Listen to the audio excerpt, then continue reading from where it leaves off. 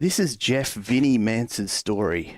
Vinnie joined the Royal Australian Navy at 17 and served aboard the HMAS Melbourne in the Gulf War and HMAS Tobruk during the UN operations in Somalia in 1993 before spending the later part of his career on patrol boats protecting Australia's northern borders. Vinnie was unfortunately diagnosed with epilepsy at age 39 and deemed unfit for service and medically discharged from the Navy. His mental health suffered following his discharge, and despite medical advice due to epilepsy and the best efforts, of course, of his former friends, shipmates and family, Vinnie sank into a cycle of drinking to forget the giant hole in his life that was once filled by the Navy. On the morning of the 9th of July 2012, Vinnie suffered a massive seizure, which was so severe that it triggered cardiac arrest almost immediately and stopped his heart. Vinnie passed away before he hit the floor. He was 41 years old. Vinnie served his country in the Navy for 23 years. Tonight we race in his memory for the Vinnie Mance Trophy. Gone but never forgotten, Vinnie.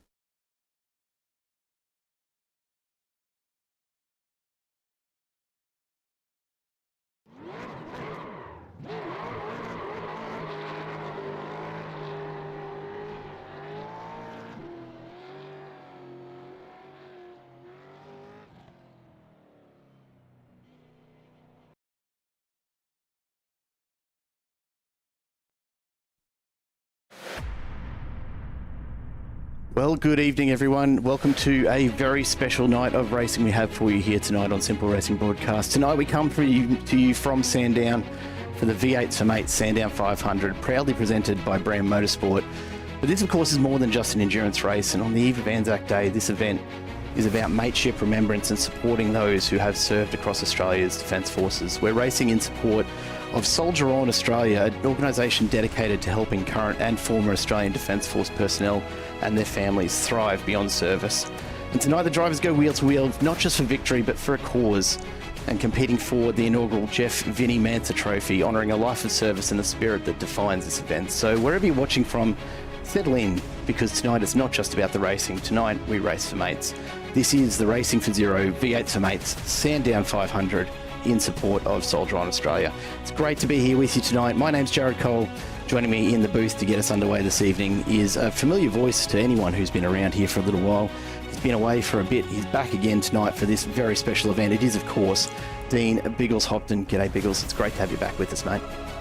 G'day, mate. What an occasion as well, too, on the eve of Anzac as well, too. And, of course, we thank Soldier On for supporting the brave Australian soldiers that have served their time, of course, for the charity and continue to be supported after they serve for our wonderful, the greatest nation on the planet, my friend. Absolutely right. It's a fantastic cause that we're here to support this evening. Soldier On do some pretty impressive work. They're Australia's only national and fully integrated support organisation that is dedicated, of course, to current and ex-serving veterans, and really through support of psychology services and employment programs and all sorts of community activities that Soldier On do run. They help veterans to navigate that transition from military life into civilian life and to make that move across. It's a pretty tough one for a lot of people for a lot of reasons, and so it's a very, very worthy cause that we're here to support this evening. A massive thank you to Scott Watts over at BRAM Motorsport for getting in touch with us to get involved with this, and to him and to Jason Van Buren for putting this on and putting it all together for tonight.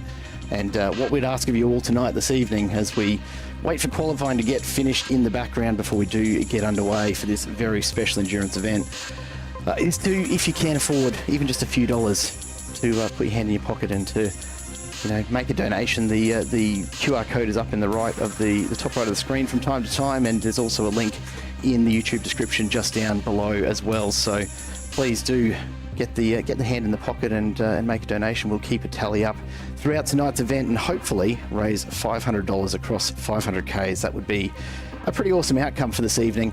For anyone who's ever watched the Sandown 500 before, the format should be no surprise. It's a 500k race, 161 laps around here, and they are, of course, racing for the inaugural Vinnie Mance Trophy. 100% of all donations tonight going to Soldier On Australia via Streamlabs charity. You'll find that link just down below, as I said. And Biggles, we have 18 teams of 2 drivers ready to go here this evening, with only about a minute left in qualifying in the background before we get to get to have a look at the grid and how they're going to line up, it should be a good one. I think. Look, I've seen some pretty big grids here at Sandown before. I think 18 cars is probably just about right. It is worth calling out though. They're not racing the Gen 3 Supercars tonight. We've got the VF Commodore and the FG Falcon, which of course the old Commodore is one of Vinnie's favourites. So that's why we've gone back to those for this evening. I don't know about you, but it's been a long time since I saw these in a race. Yeah, mate, old school V8s. So just so you can feel the roar of these mighty machines back in the day. Then, of course, at the moment, Vinnie be watching down this one, going, "Yep, that's exactly what he likes." And on that note as well, too, Jared, I've got family members who served in the Navy as well, too. So I very much have experienced what it's like to live with men and women that have served their time in our Australian military. Yeah, it's a pretty particular lifestyle, isn't it? And it takes its toll for a bunch of reasons. Look, we've got plenty of time to have a chat tonight as this all gets underway and as these guys make their way through 161 laps here. We're expecting to be just a bit over 2.5, maybe 3 hours by the time it's all said and done. We hope you'll stick around for all of it. I reckon it's almost time. Qualifying just finishing up in the background with the last few laps. We're just about ready to go to the grid. And of course, with tomorrow being Anzac Day, we will have a bit of a special remembrance moment for that just before we do get underway this evening. So make sure you stick around, folks. It's going to be a pretty special one tonight, I imagine. And as always, it's a massive pleasure to be a part of these sort of events. And simple, bringing another charity event to your screens is just part of what we do here. So we'll be joined hopefully a bit later on by Boone Blake as well here in the booth, and he'll help us to get through to the end. But otherwise, we're just about there. We're just waiting on the last drivers to finish up their qualifying laps, and we will have our grid. We have, of course, got Nathan Allen and Isaac Edwards in the race control booth this evening as well. So they're floating around the place. We'll just have to hope that they don't need to get out on track too much tonight, I think. Yeah, and we're going to be throwing Aston Martin out there, my friend. Yeah, Aston Martin. Aston Martin. Oh, this is back in the days when they used to build the cars in Australia with the Fords and Holdens. Yeah, it's not bad, hey? Not bad at all.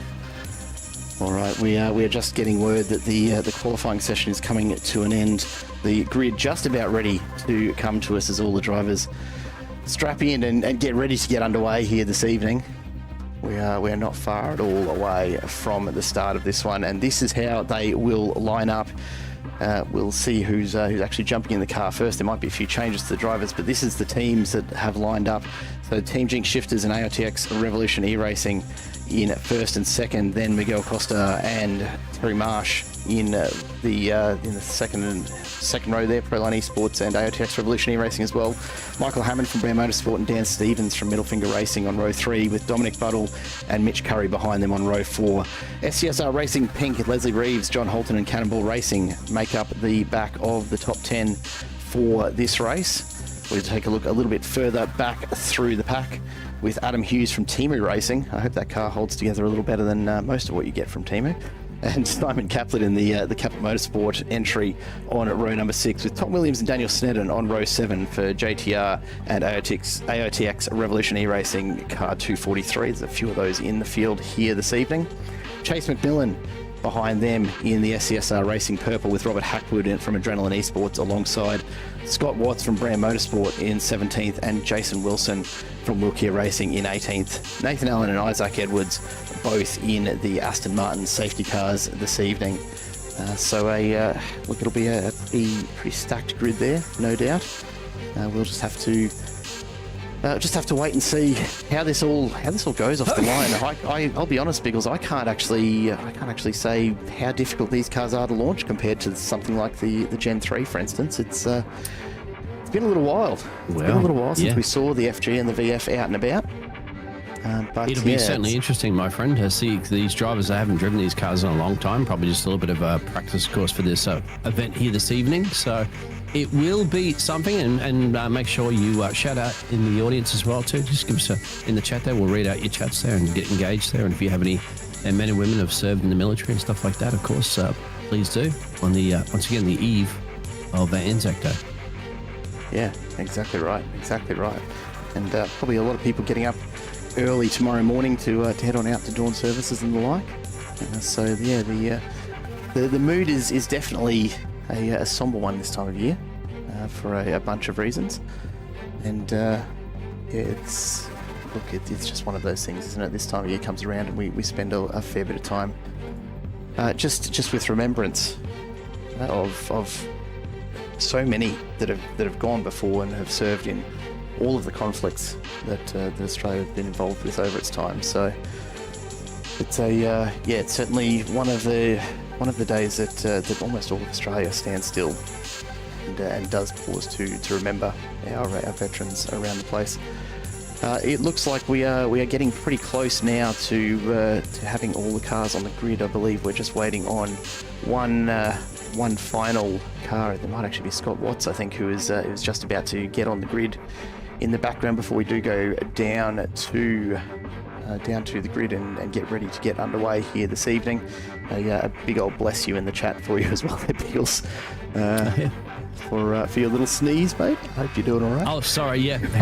I thought I'd muted myself. No, apologies. Not very professional of me. No stress at all. No stress at all. We are just waiting on, I believe, car number 740 at the moment. Adam Hughes was on the grid. Looks like he's had to jump back off, so maybe just a late driver change as we do get ready to head on down and get this one underway. I think we've got all the drivers gridded up now, so we'll go and join them because, as we said, the grid tonight will be a bit of a special one as we do pause on the eve of Anzac Day to honour the service and sacrifice of Australia's veterans. So, as we come together tonight, we're ready to give a bit of support to Soldier On, but in reflection on the moment and what is to come over the next 24 hours or so, we'd invite you all now to join us for the last post, followed by a minute's silence, lest we forget.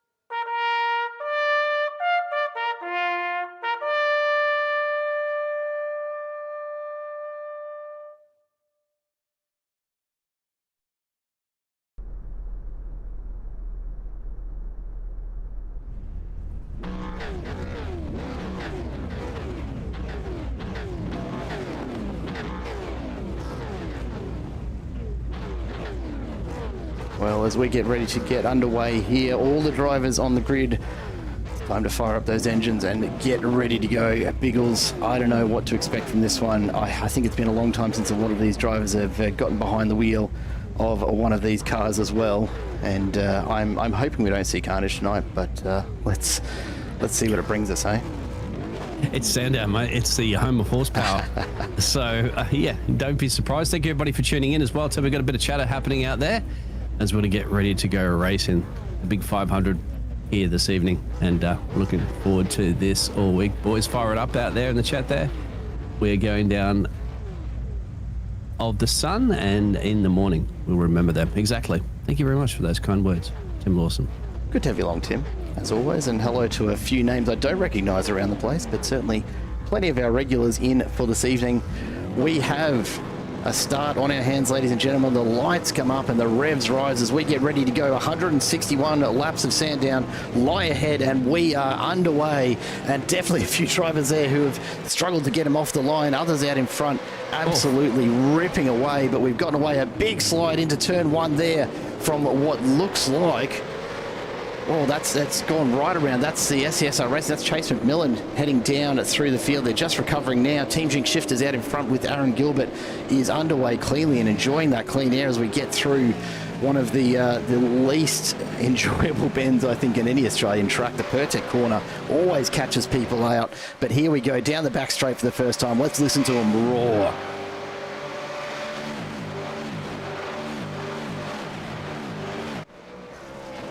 And down we go through again one of the best looking sections of the Sandown track as we come down through into the bottom corner of this circuit. And look, Gilbert out in front, absolutely starting to build a lead already. An early casualty, Tim McCartney from Wilkie, has picked up some damage very, very early on. Biggles, yeah. I know we've both been away from these cars for quite a while. I don't recall just how fragile they might be as we see the Proline Esports 101 car pick up a slowdown, which is could be unusual. Yeah. Look, there's a little bit of a nudge on the brakes and off the pressure is to go off. And around goes Middle Finger Racing. Well, that's Dan Stevens and Middle Finger Racing entry who's gone around, and these tyres definitely not up to temp yet as we do start to get underway. Some of these guys racing like it's a 16-lap sprint, not 161 laps and 500 Ks to get us underway here this evening. It's, look, what a start. It's been consistent. We got a car off. The track is blowing up. That is actually Tim. Tim's blowing up on the side of the track there. He couldn't get it off there. I think he's hit the loud pedal too loud. He's blowing up. He hit the fence before they practically got started. He pulled off the side of the road, thankfully. That's what you just see as he passed through there. Safety car's been called. It's too dangerous. That's unfortunately for Tim McCartney there for the Wilcar Sim Racing entry. And you'll probably go back and have a look at that one in the replays. But yeah, I don't know, something happened in that car. There. It snapped off the grid, went straight into the fence, got massive damage, and something's cooked on that engine, my friend. Yeah, not the start he would have been hoping for. Hopefully can get it up and running again. The team name's all a bit longer, so our safety car sign has been cut off. We'll have to try and figure that out at some point. Good to see a few people with a lot of V8s experience out there. Luke Allman checking in and saying that he always loved these. I know Luke is very familiar with the V8 supercars. He's racing with us, with Alliance Sim Racing every Tuesday night in their Gen 3 series, but apparently these draft a lot. So that's going to be interesting to watch because it's not something you usually see with the supercars. No. Something we don't see a lot of. A couple of drivers either. jumped in at pit road as well too. Dan Stevens for the Middle Finger Racing team has jumped in on a meatball flag. I think they might be coming out of pit lane and getting some damage fixed now, and that is done. Not done as in Dan's out of pit lane at the moment, so get back on there. Lucky for the safety car. You saw those early incidents, isn't it? You saw Adam Hughes go around. We obviously just elaborated on what happened with Tim. Dan Stevens had a moment, and that's what put him in the pit lane. He's back out again. So that's the situation early in this race, my friend. So we had lap 3 of 161. Long way to go, gentlemen. Yeah, we've just got to get these guys to just settle in now. That's the big challenge, isn't it? It has been a very, very short part of this race so far, and already a bit of damage going on. Hopefully Tim McCartney can get back out on track and get in amongst it. Nathan Allen gets out in the Aston Martin safety car very early on as Aaron Gilbert leads us around in the Team Jing Shifters entry. And yeah, massive thank you to Slady out there who sent a $50 donation in. Much appreciated, mate. Yeah. $76 down. I can't do the maths. 424 to go for our $500 for 500 kilometre target here tonight. Yeah. And look, I've got faith. I've got faith. I'm hoping we get there. Scan the QR code, or if you're in the YouTube, you can click on the donate button there, and it's all pretty simple to do that. PayPal, everything like that's all accepted. Yeah, nice and easy. Help our soldiers soldier on. Absolutely. We'll try a little bit of on-the-fly maintenance here and see if we can get our safety car signage out from behind the tower. That's probably a little bit too far, but you know, we'll figure something out here, folks, as we try and. This is live entertainment here for the Simple Race Broadcasting Network. Not ideal, but you know, this is the thing. There's actually not there's not a lot of team racing in this aspect that we do cover. Plenty of teams racing, of course, but it's usually leagues, and these team events you can never quite tell just how long some of the names are going to be. As you can see, there's a few that are actually so long they're cut off on the timing tower, and yeah, it does play a little bit of havoc for us from time to time. But anyhow, we've got that under control and should be all set. Can't disagree. The Aston Martin looking absolutely phenomenal. Yeah. And let us know too your favourite liveries out there for all the teams here tonight as well. We know that the safety car, piloted at the moment there by Nathan Allen, is a snappy looking machine. And it's a modern Aston Martin, isn't it, compared to these 90s V8s, Holdens and Fords. But let us know, of course, your favourite team liveries as well too, because obviously all these fantastic gladiators out there have put together some nice liveries, throwback liveries, etc. here this evening. Yeah, not wrong at all, mate. And we'll take a close look at a few of those over the course of the night, because of course we've got 161 laps to play with. So plenty of time to have a good look at them. At the moment, though, Aaron Gilbert in the Team Jinx Shifters entry, very much ready to get this back underway as we get confirmation the safety car is coming in. Didn't even rocket it, mate. 4-second gap by the time that caution car came out. I mean, utterly huge. Yeah, don't want to let him get away here. The Team Jinx Shifters, they're the one to watch out for. No, if you're in the Pro Line, the Esports 101 entry, Miguel Costa Teixeira is right there and ready to latch onto the back as we go green flag racing once again to start lap 5. And look at the gap already starting to open up. It's not massive, but it's absolutely there already. A half second, a great jump.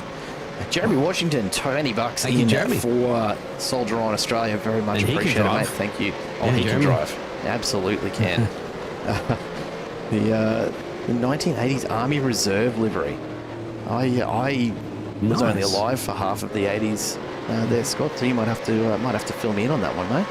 Scott Stephen, of course, the RSANZ chat show in the chat with us tonight as we head down the back straight once again. Look, a rolling start and a rolling restart here. Probably not a terrible thing for some of these guys. They're probably pretty happy with that.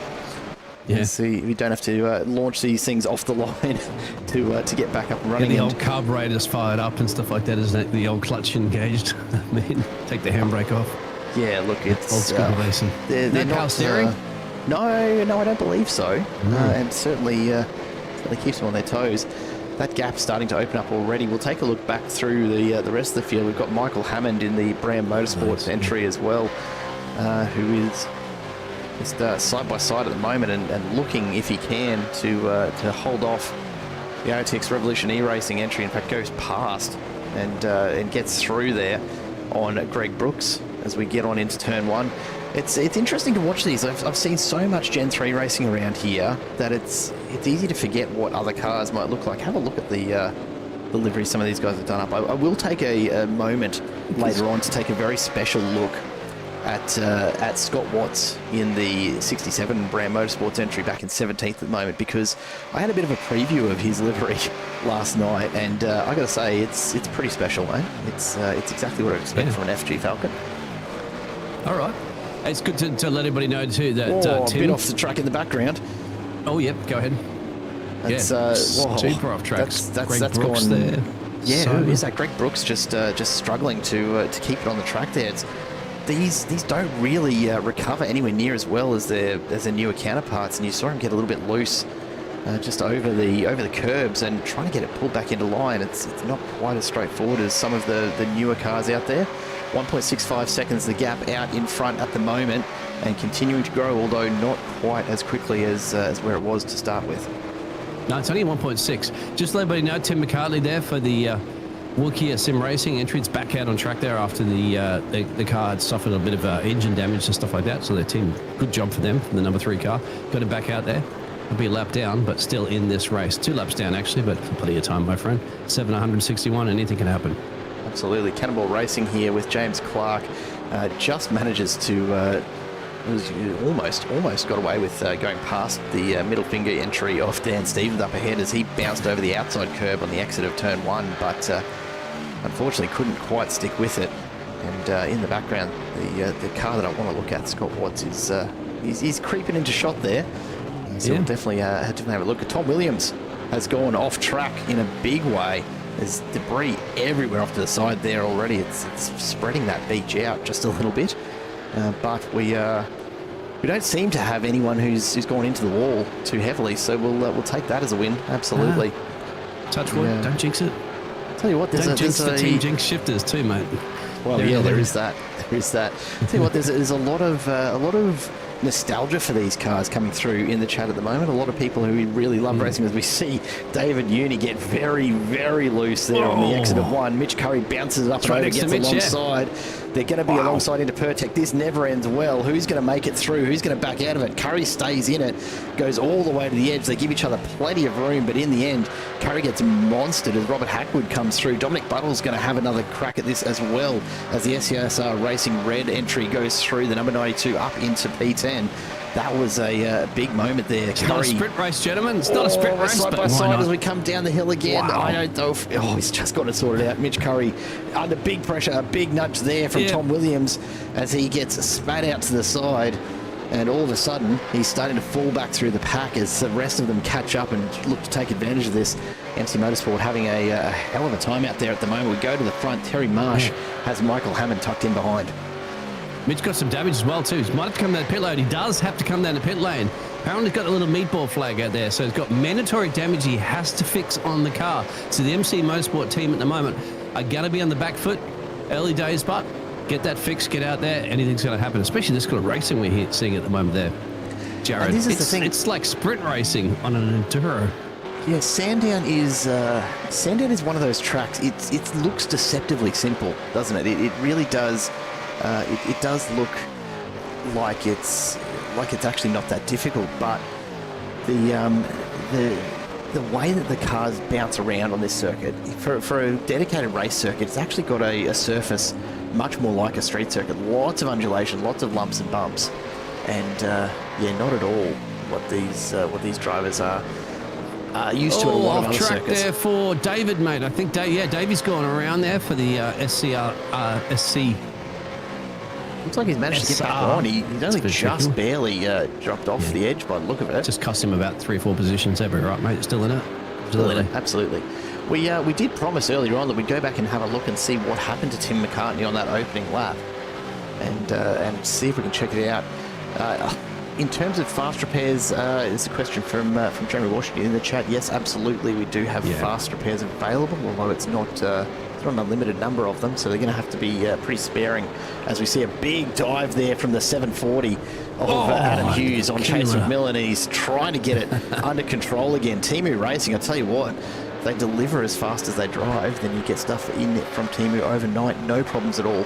Have a look at it, just charging away. Adam Hughes into 10th, but a group of 4, almost 5 now. He's got to slow down too, mate. He's got to be under massive pressure here from Chase, David, and Dan. This is going to end badly as they come through. There it is. There's the contact. Well, nobody holding anything back. There's 4 slowdowns. 4 slowdowns. All drivers cut the chicane, mate. They have to back off. It's going to bring wild drive. It's going to bring James Clark into play as well too, mate, now. So this is all happening. And while this is going on, we've actually got a battle a bit further up. Terry Marsh and Michael Hammond absolutely going at it down the main straight. They were side by side for a moment there. Hammond couldn't quite get along, so he drops back into turn 1. But geez, these cars are absolutely flying around here. Now, I will tell you that they're running a slightly lighter fuel load. There is a bit of a fuel restriction in play here tonight, so they're not running an absolutely full tank at their highest point. But even then, it shouldn't account for just how quick these things are. Yeah. I'm gonna have to spend some more time driving one, although I struggle enough with a Gen 3. Up in the at the same period these cars are around too, with the gas prices, because it costs you a bit these days. It'd be nice, wouldn't it? Yeah, absolutely. And on that note, let's take a look at this car from Scott Watts, BRAM Motorsport. He's actually decided to not run the livery I thought he was going to, so probably something a little bit more appropriate, to be fair. I can tell you what he's worked on is an absolutely gorgeous FU Falcon. It's an FG with AU front lights, and it's pretty rusty and it's pretty beat up.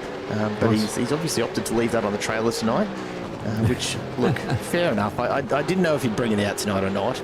And look, this is pretty much more appropriate, because it took me a moment to realise that being a Navy car, the red and green headlight covers are absolutely on the correct side. Yeah, it is. Of course, port and starboard. Good work on that one there. How good is Captain. that? Yeah, both of my family members as well too served the Navy on destroyers and frigates and stuff like that in the past as well too. So, hats off to you there for the Navy special. There you go. And look, a point to note as well. We've got as I said earlier, a number of drivers involved in this event who are veterans themselves. Big lock up there from Terry Marsh as he struggles under pressure from Hammond. They're going to be side by side now as Hammond gets through and up into third. Gee, I'll tell you what, 12 laps in and these guys are not showing any sign of slowing down at all. Simon Kapler picks up a bit of a slowdown in the background, but he'll clear that in no time. So to run you through it, we've got Scott Watts in the 67 BRAM Motorsports entry. He's a Navy veteran himself. And also one of the people at BRAM Motorsports who put this all together this evening. Jason Van Buren, the co-founder of BRAM Motorsport and Racing for Zero, is not racing tonight, but he is an Army and Navy veteran himself. Greg Brooks is out there tonight in the number 240 AOTX. He's a RAF veteran, as well as Daniel Sneddon in the 243 AOTX entry, who's an Army veteran. And Jason Wilson, the number 3 Wilkia Racing entry, will be in the car at various points tonight. He is currently serving in the Navy, so big hats off to those gentlemen, and a lot of respect. Think about all the Aussies back in World War II, mate. They held off Rommel as well too. The only army the Aussies held off the mighty German Western General, Southern General, of course, there for General. Well, we can go into history, of course, but just goes to show you're probably when more Aussies get together, mate. Yeah, Aussies get together, mate. We can hold off anybody. We're the best military in the world. Dominic Buttle looked like he was going to have a crack at Hackwood coming down there through the back corner of the circuit, but yes, Racing Red entry stayed in 9th for now, and he's lining it up. Get a bit of a wiggle on the way out for Hackwood in the Adrenaline Esports Falcon, and that's going to cost him probably a little bit of pace down the other end of the straight. You can see that gap starting to come down. Is Hackwood going to be under pressure here into turn 1? Buttle goes very, very wide to open this corner up. He's not quite going to get there. I was wondering from how far back he was planning on sending that one. David Uni has been in amongst this all night tonight, sitting in 12th at the moment. He's down 3 spots after that earlier incident. But this pack here, just outside the top 10, has been a constant since we got underway here. We're 14 laps in, but this has just kept going right through. It's changed a few of the drivers that have been involved in it, but this little group here has been right amongst the whole way. Dominic Buttle now makes the move at the back end of the straight, up the inside under brakes. Got to slow it down a little bit. He will. Yep. Gets on Robert Hackwood for now. But early days, of course, 14, 15 now of 161 as Aaron Gilbert crosses the line. 5-second gap he had. Remember, he almost had a 4-second gap in the first lap of this race before the caution car came out. And I'll tell you what, the Proline Esports driver there is keeping him honest, making sure I don't get too far down the road. Yeah, it's actually surprising that they're pushing this hard. Honestly, I'm still stunned that they're pushing this hard and this early in the race. I thought we'd have a bit of a gentle intro to this one as they all kind of got settled in, but everyone wants to get out in front and get that gap opened up. Speaking of which, Aaron Gilbert out to 5.5 seconds right now, has regained the lead that he had prior to that safety car and intends to push on by the look of things. If you've just joined us, welcome on in. This is the Racing for Zero Sandown 500 V8s For Mates charity event in support of Soldier On Australia. We're here to raise funds for a very special organisation here in Australia, one of a few out there, but of course Soldier On is the only national fully integrated support organisation that is there to help veterans and their families thrive in that transition from military life back into civilian life. We're trying to raise $500 across the 500Ks this evening. We're at $96 right now. If you can, please dig deep, put your hands in your pockets and help us get to that number. It'll be a great start to what is destined to be an annual event. Look at Hackwood slide it in the background. He's desperately trying to stay with Dominic Buddle here, but it looks like it might just start to get away from him, and the gaps are opening up right throughout the field as everyone does start to settle into their rhythm. Save for this group, still battling it out back here. 12th, 13th, 14th, 15th, nothing in it. It's pink and purple, isn't it, between these two teams at the moment for the SCSR racing teams? All at it tooth and nail there with James Clark piloting behind them at the moment. That's the situation. Oh, a little bit of an incident up the road as well too. I think with Adam Hughes and Dan Stevens maybe. So that might bring everybody more into play here. Big battle for P10. Hughes is around. That's an awful spot to be stuck. Yeah. He's going to have to wait that out. Thankfully, most of the field already passed him, but what an awful spot to get the tap. The Pertec corner catches so many people out. It happens time and time again. It's a bit of gamma flare, mate, for Adam Hughes. That's all. He wanted to show that off. Yeah. Track limits out there. In the questions, they will get a slowdown if they explore the track limits way too much, and thus they'll have to back off on the gas on the throttle pedal there. And if they don't do that, they'll get a black flag and sit down in pit lane. And there are quite a few track limits here that you can breach relatively easily as well. It's not the easiest track to keep on top of it a lot of times, is it? No. Not the speed these guys are doing too, man. They pedal the metal. They're not lifting too often. As we're going to see, unless they'll overtake an opportunity, perhaps there's James Clark that elects to lift off the gasoline there and put some more pressure currently at the moment on David. It feels like they're starting to calm down just a little though, doesn't it? Like they are just bringing it back ever so slightly. Unless you want to go up to the battle on P7 and 8 as well too, because Dominic's not lifting off too much. There's a little bit of oversteer from Greg Brooks as well too. He's going to have to cut through there. He'll get a slowdown. That's what your track limits is. It locks it up as well too. Dominic's going to have to just hit the lad there. There he is. Bang. Gets past him. Job done. Easy. That is your track limits right there that you're asking in the chat. That's what happens if you explore too much of the track. Yeah, absolutely does. And unfortunately, Greg Brooks is going to be under pressure immediately afterwards as Robert Hackwood starts to reel him in.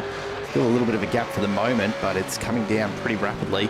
And we're starting to see this battle really shape up in the lower half of the field at the moment. Oh, in the background, Robert Hackwood pushing just a little bit too hard to catch up to Greg Brooks there, and unfortunately slides it on the way through turn one. Gets it back under control, but it's cost him quite a bit of time, and now he's going to have to work to make that all back up. Meanwhile, have a look at these guys still going at it. James Clark is all over the back of David Uni at this stage, and not looking to back off at all. A little bit of a puff of smoke there, perhaps from Chase McMillan in the SCSR racing entry just up ahead, but no one managing to make a move just yet. James Clark looks to be probably the closest to doing it as we head down the back straight again. Yeah, and at the moment the SCSR racing teams have the teams up there, purple leading the pink. Pink's the blocker at the moment, trying to hold off James Clark for the Cannonball racing team. He's certainly got a cannonball. He's ready to fire that. Get the gunpowder in there, load it up and go boom. I'm sure David at the moment doesn't want him to do that, but that's the situation on, and that's been there for a good chunk of this race, actually, for the majority of this race. We're at lap 19. And certainly that's the spot. We've promised this a couple of times. I think it's about time I did go back and take a look. Tim McCartney, of course, for those who are wondering how it is the Wilkia racing entry ended up a lap down. Tim McCartney, unfortunately, a very early casualty off the line. And look at that, just cold tyres and straight into the barrier, just spat him out as they got grip again. And you can see the damage to the motor immediately. He's tried to limp it around the track, but only made it about halfway around from there before he had to pull it over. And I think that the throttle pedal stuck or something in, and he just the thing lit up and then straight in the fence. Yeah, look, it's not surprising though, right? Cold tyres, and a lot of these drivers probably haven't actually driven these cars regularly recently. There'd be very few drivers out there. No traction control and all those modern day goodies as well too. That's pure horsepower, mate. Yeah, absolutely right. So it's it is a bit of a different one to get a handle on. And even though I know a lot of these drivers have been putting in the practice time prior to this event, it's still, look, if you're not driving supercars regularly, and if you're not driving the particular supercar that you're planning on racing tonight regularly, it's a really perishable skill. Yep, absolutely. We're almost up to 70 or so watching. Thank you very much. Of course, so make sure you scan and click the link on there to support the Soldiering On donations. You can see the donation bar at the bottom for our charity race here this evening. We thank you very much for your support. If you don't want to throw any money in, if you can't throw any money, that's perfectly fine. Just being here and supporting everybody for this charitable course on the eve of Anzac is certainly much appreciated. Nice little battle brewing up there for P2 as well too, because Mitchell Hammond has been chipping in slowly for the BRAM Motorsport 007 into the Proline Esports P2 position. We're seeing first pit stop Daniel Snedden heading down there for the Revolution Racing entry as well too. Early pit stops? This is the first round of pit stops there, Jared. Well, yeah, look, it could be. I'm not actually sure how many laps you'll get out of the tanks that they've got for this evening, and that's going to be the big challenge, I think, for these drivers. They're running an 80% fuel cap, so just shy of 90 litres in the tank, as we see David Uni get the move done up the inside of Chase McMillan. Is James Clark going to go through as well? Not quite. Tucks in behind. He'll think about another move there shortly, but not quite getting there as well. He's having another look as they come through. Pertex, there's contact. Oh, he's had a look, all right. And Chase McMillan ends up facing the wrong way. And that's a difficult spot too, mate. Not the first time. Scotty's down the road a little bit. He should have time. It's about 12 seconds to change. No, Scott's gone past. So Chase is a difficult spot. Yeah. Harry Marsh has gotten past Miguel Costa at Tessiera. Sorry, Miguel. It's a mouthful for me, mate. Especially on a Friday evening after a pretty long week, as I'm sure you've all had out there. Big thank you to everyone who is putting the hand in the pocket and making a few donations for us. We've just cracked the $100 mark.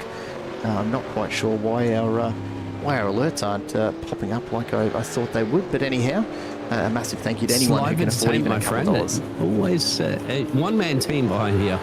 Big hats off to you, Jared. You do a lot of work behind the scenes. Trust me, I know that.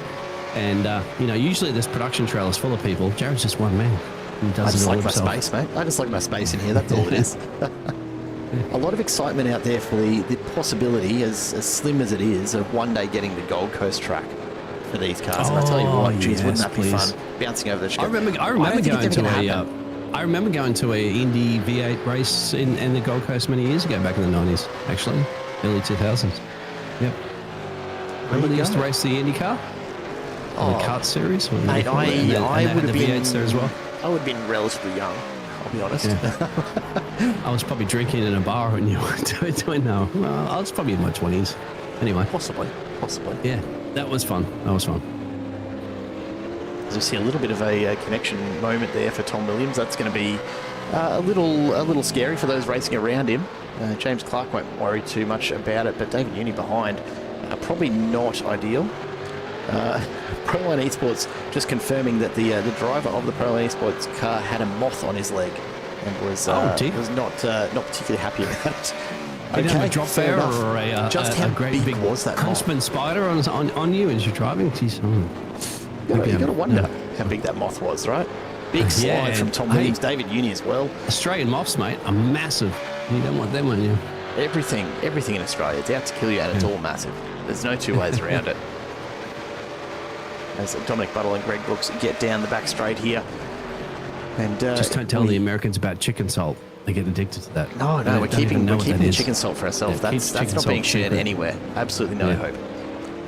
The iRacing service here providing us the venue tonight, Sandown International Raceway, for the Racing for Zero V8s For Mates Sandown 500 charity race supporting Soldier On Australia here this evening. And very proud to be raising funds with 100% of the donations going to that charity directly this evening. Is he going to make a run here, Greg? He absolutely is.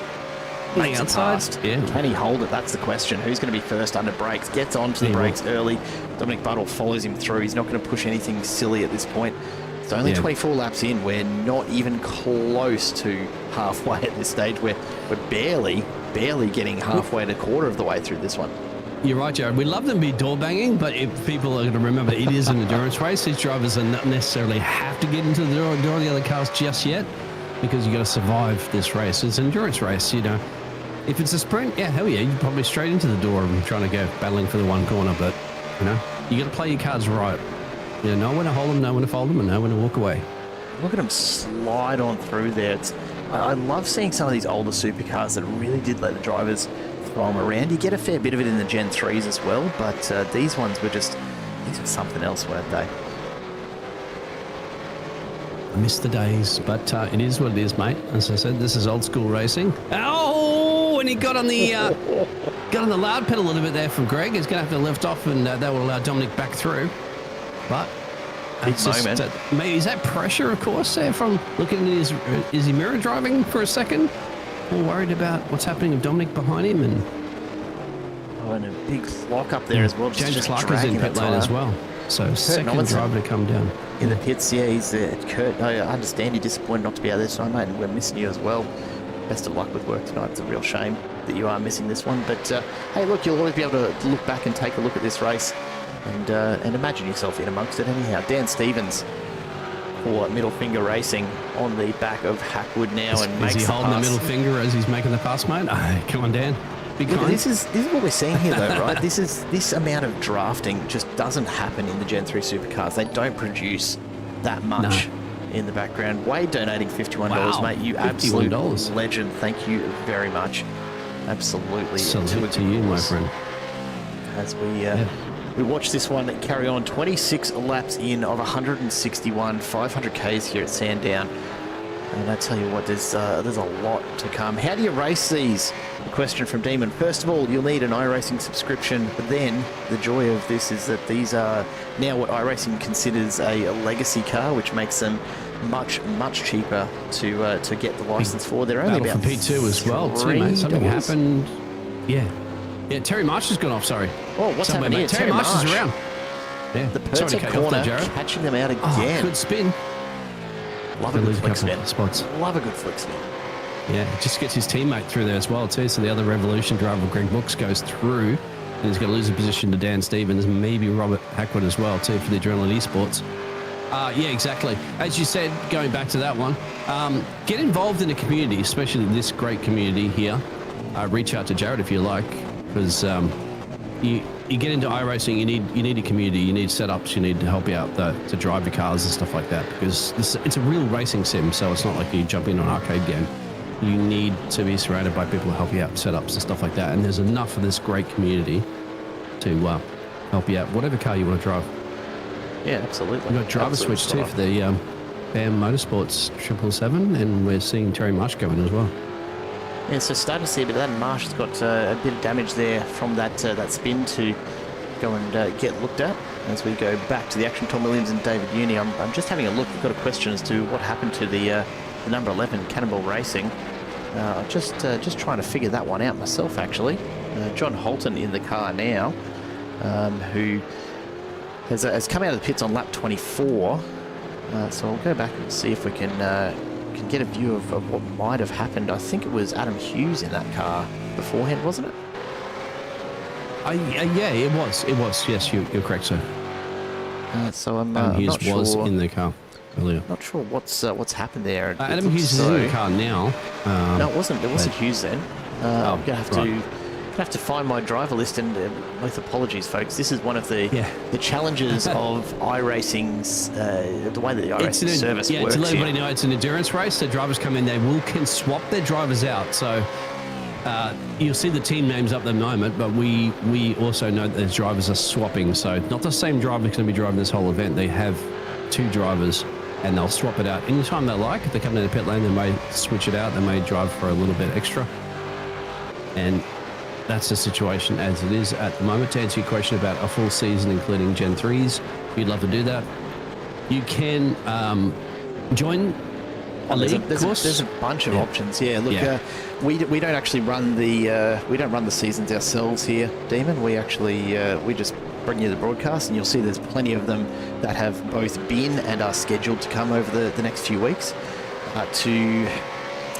With 40 New Zealand dollars, look, this is the challenge with iRacing, right? It's not a cheap service to get into. I'll be honest. I made the mistake the other day, Biggles, of adding up how much I've spent on tracks and cars.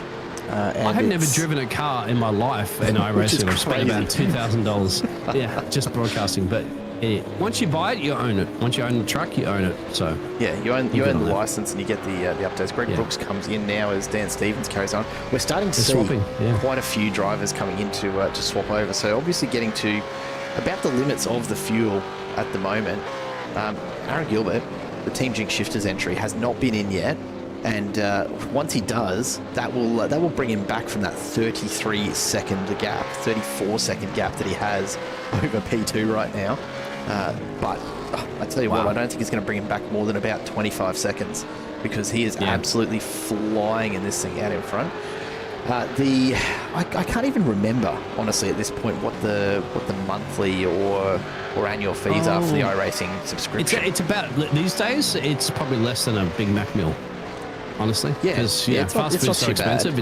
It's probably if you buy fast food once a month, you'll be able to afford to do iRacing. Yeah, but then the tracks themselves are what about $15, 15, and it's all in US dollars. I would recommend buying 3 at a time to get a discount. So just if you get a car, a track, 2 tracks, just get a discount, take advantage of that. Absolutely, because once you get into iRacing, you are hooked. It's like a drug. You'll be addicted. And then you get to the point that you and I are probably both at, Biggles, where once you have 40 full price pieces of car or track, you get an ongoing discount no matter how many you buy at a time. The worst day of my life, I think, honestly, when it comes to looking at spend on iRacing, is to get that email to say, hey, congratulations, you're now eligible for this, because then you go, well, hang on, 40 pieces at an average of $15 US. Oh my goodness, that's $600 US. Yeah, it is. But if you the amount of hours that we've spent, that lead us in as well to the pit lane. As we saw that fantastic overtaking, let's say off-track excursion. But at the end of the day, once you own it, you own it. Like I spent $3 tonight to buy these cars, mate. And I haven't spent any money in iRacing in probably a good show of a year. So yeah, that's pretty good. It. You go buy a new game. You buy a new game, $60-$70 done overnight. And how much are you going to play that? Guarantee you'll play iRacing for a long, long time, more than the game you buy. As we see Holton and Reeves side by side up the main straight, SCR Racing Pink, and Cannonball Racing side by side through one. They've managed to make that work somehow. Very respectful distance given there, and I think maybe starting to learn from some of the opening laps where it didn't quite go to plan. Mitch Curry, however, finds himself out on the beach again, and look, there is at least one track with a Curry Beach named after the man himself. I saw that in the chat earlier. Thank you for bringing that one out. Ryan Borg. You went there, didn't you? We did, absolutely. Ryan Borg, just up ahead, is a very familiar name to anyone who's been watching Supercar racing. He gets around in a number of leagues and is very, very quick. $10 from Proline Esports, mate. Thank you so very much. Very welcome. We are always proud Proline's to running in Ryan Borg, you mentioned. He's running a P4. He is, and look, a long way to go before the track positions really start to add up to much of anything. But it's a good place to be at this stage of the race. But absolutely happy to put this one on for you tonight, Proline. It's always a good cause if we can support it, and we absolutely love to help out with charity events and give them the best broadcast we possibly can, and donate our time and our services to help everyone at home keep an eye on it. All we ask is that if you can afford even a couple of dollars, please send it the way of Soldier On Australia this evening. The donation link is in the YouTube description just down below, or the QR code on your screen right now. If you miss it, don't worry, it'll be back in about 20 seconds. You find out that done. It takes you directly to the link, as we're seeing a nice little battle brewing at the moment there for round. P10 has been hotspots, isn't it? It really 9th, has. 10th and 11th. It really has. Over right now. And it just keeps coming around. The drivers have changed completely, right? It wasn't AOTX battling it out here. the last time we looked. It wasn't SCSR Racing Red. Somebody's off track too. Who's just run off? That was it Jason Wilson. It was. So the number 3 Wilkia racing car just goes from bad to worse for them tonight, unfortunately. That early blowing motor set them back a long way, and unfortunately it's just not working out quite the way they'd probably planned. Go back and we'll take a look and see. I think he's probably just lit the rears up on the way the out. entry. Oh, there it is. It's too much airtime. These cars can handle airtime, but not too much. You get 2 wheels into the corner, that's fine. You get 3, you're in big trouble. Yeah, and that's 3, what it comes down you to. got no grip. Yeah. Absolutely, what it comes down to is, you can bounce them over curbs as long as the car's not trying to turn at the same time. You get that lateral load on the tyres, and it'll step out from underneath you, no problems at all. Great to have you all along with this one. Yeah, you get into V8s, mate. Absolutely. Get into the community as well, to reach out to all the Australian racing communities that are into the V8s, and get in there, join all the Discords, be a part of the racing community. They'll help you out, because it's not easy to get into iRacing. I'm going to tell you that off the bat. But you need your mates out there, and there's a lot of people out there that are ready to help you out there.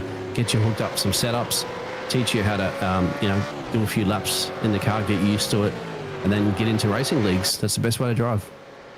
Yeah, absolutely spot on. And if you want more of this action, of course, come back and check us out next week. We are here Tuesday and Wednesday nights at the moment. We've got a bit of coverage going on. V8 Supercars, the Gen 3 Supercars, newer than these, of course. We'll be on Tuesday nights with Alliance Sim Racing, and then Wednesday nights we've got GT3 action as well. So if you're getting a bit of an appetite for this sort of racing, then absolutely stick around. Bit of support for a legacy 2014 series for MC Motorsport from Revolution E-Racing. Yeah, look, I can't disagree.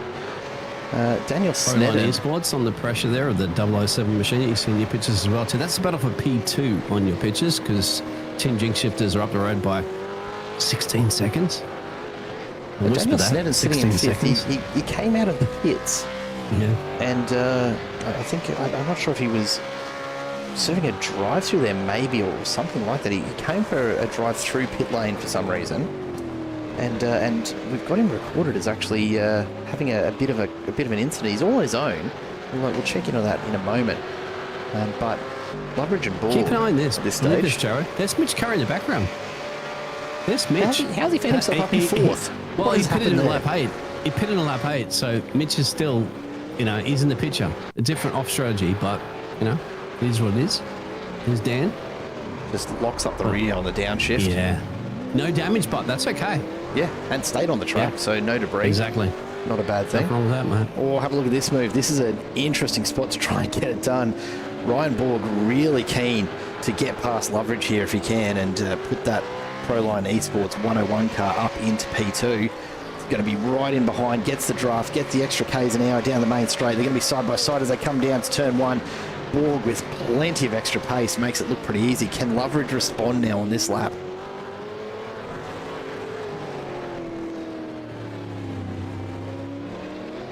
Not quite going to get there. I think it's a psychological game, isn't it? You got to attack and defend. And you've got to look after these tyres. Actually, give us a teammate sitting in the garage, nervously biting their nails, watching this action, because they get to get in the car as well. 100% as Leslie Reeves starts to reel in Brad Hilder here. Give us a shout out in the chat. I know there's a lot of you watching tonight who have a lot more experience driving these cars. I'm really curious to know what the tyre behaviour is actually like, and how, just how they hold up. Because I can tell you about the Gen 3 Supercar tyres. You get about 2 or 3 laps out of them before they start to fall off. These, of course, are not running that tyre model. So if you do have a bit of experience with it, and you can tell me a little bit about just how long you get out of these tyres, I'm kind of expecting them to last a bit longer, because that tended to be the way that the older iRacing tyre models worked. But I could be wrong. I'd love to hear about it. I remember the last time we did a charity event. You can tell us how close those fences were in Bathurst. My friend is... look at this. Hilda, Reeves and Baker side by side, 3 wide on the exit. And somehow that hasn't ended in tears for the moment, but Reeves is absolutely trying to push on here. Hilda's doing a good job of holding it together, but would you believe that in amongst all of that, there's actually a bit of damage there that has brought on a meatball flag for the number 12, the Adrenaline Esports entry. So what it does tell me is that these things do not stand up to much punishment if you hit them the wrong way.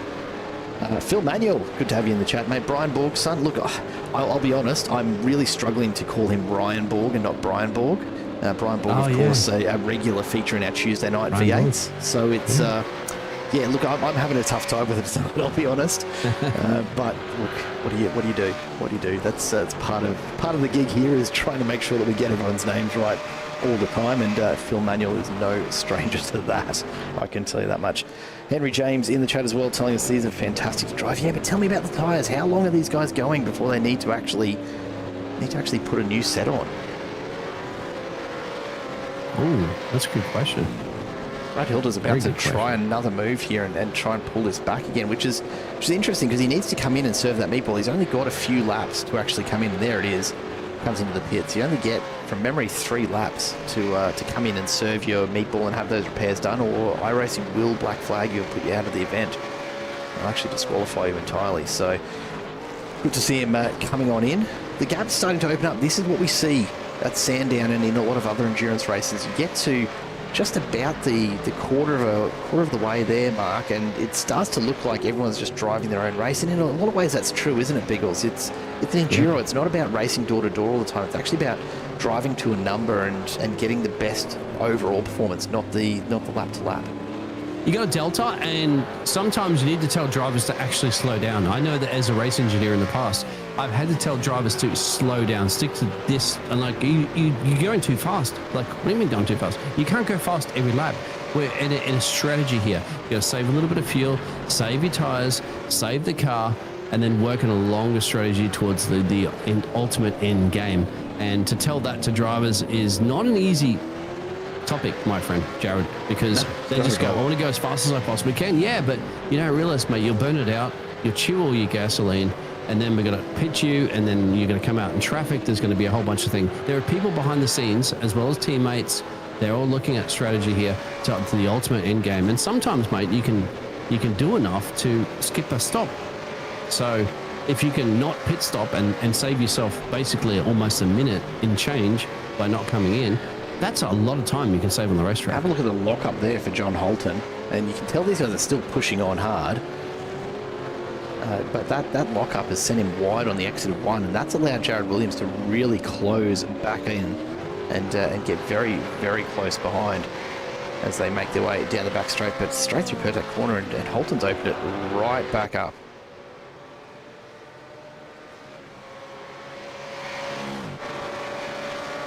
Surprised, actually. I thought Williams had a bit of a run on. Miguel, thank you for the donate, mate. Thank you for the donation. Yeah. What are you doing? Driving. What are you meant to be doing? You're meant to be recovering right now from your opening stint, mate. Thank you so much for donating. What and an opening stint as well too. It's a fantastic drive.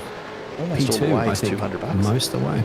Yeah. Yep. Oh, huge drive. And Ryan Borg, still representing out there in the Proline Esports 101. Up in second place at the moment. A bit of work to do though. Aaron Gilbert from Team Jinx Shifters is out by a long way, 20 seconds ahead at the moment. Do you reckon you can get him, guys, out there for the pro line? Because I think that seems to be how this story is forming at the moment, at least. Team Jinx Shifters versus pro line for the top spot, but we're still early days. It is, but you've got to hand it to him. 40 laps in. The Team Jinx Shifters car has come in and done a pit stop. So don't be thinking that they're out there and just haven't pitted, and that's why they've got that 20-second lead. They've come in on lap 30 and made their pit stop. It wasn't any quicker than anyone else's. You know, spent about 37 seconds or so with the driver change in the pits, and straight back out there, and still a 20-second lead. It's pretty massive. Very, very impressive. Ian Ward now in the MC Motorsport at number 89, under pressure from Brad Hilder, who's looking to go up the inside. Got to get on the brakes and get this pulled up. They're going to be side by side as they come down through the chicanes. Somehow Ward's managed to stay in front and hold him off, but geez, have a look at these. Oh, that's gone very badly wrong, and Ward off the track. It looked like his front left might have... Did he have some damage there? It looked all sorts of wobbly. Yeah, could very much be, my friend. They do have a couple of fast repairs up their sleeves, so the team can magically repair the car but you don't want to use too many of them up. They're limited on them, as you're seeing. Who's that running off track there? That's Ian Ward. He's definitely Yeah. carrying some damage there, and going to have to come in. The pit lane's right there. You got to get in, mate. Get in. And there's the meatball flag too. It's just come out. So, HJR Henry James checking in just to confirm. Actually, the 37 seconds in the pit wasn't a driver change. You're absolutely right. I should know that Aaron Gilbert hasn't gotten out of that car yet. 37 seconds for a full tank and 4 tyres. There you go. As Proline Esports donates another $20 just to stay ahead thank you. of Miguel, mate. Fantastic. Thank you guys for your generosity. Staying ahead of the donations at the moment. Absolutely. And look, if you do go to the donation link, you can keep an eye on the leaderboard there. If you're competitive like that, that means we have cracked $212. These guys are folks. competitive. 212. Which means that we are ahead in dollars of the kilometres so far, in case you're wondering. Oh, there you go. So, we're getting there. We're getting there. Jared's counting the kilometres that they've done so far, and you can work it out. No, look, I honestly, as I said that, I had to I had to do a really quick mental calculation to make sure I wasn't lying. But $250 will be 80 laps. So if we can be on track for that by 80 laps, then we are on track to raise $500 over 500 Ks here tonight for Soldier on Australia, which is what it's all about ultimately. Yep. Of course, on the eve of Anzac Day, which is the reason why this whole event is on. So I appreciate everybody supporting our men and women that service our country over the years, active or non-active.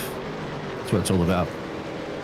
Absolutely is. And the trophy, of course, the old Jeff Vinnie. Yeah, the Vinnie Manser trophy. Yeah.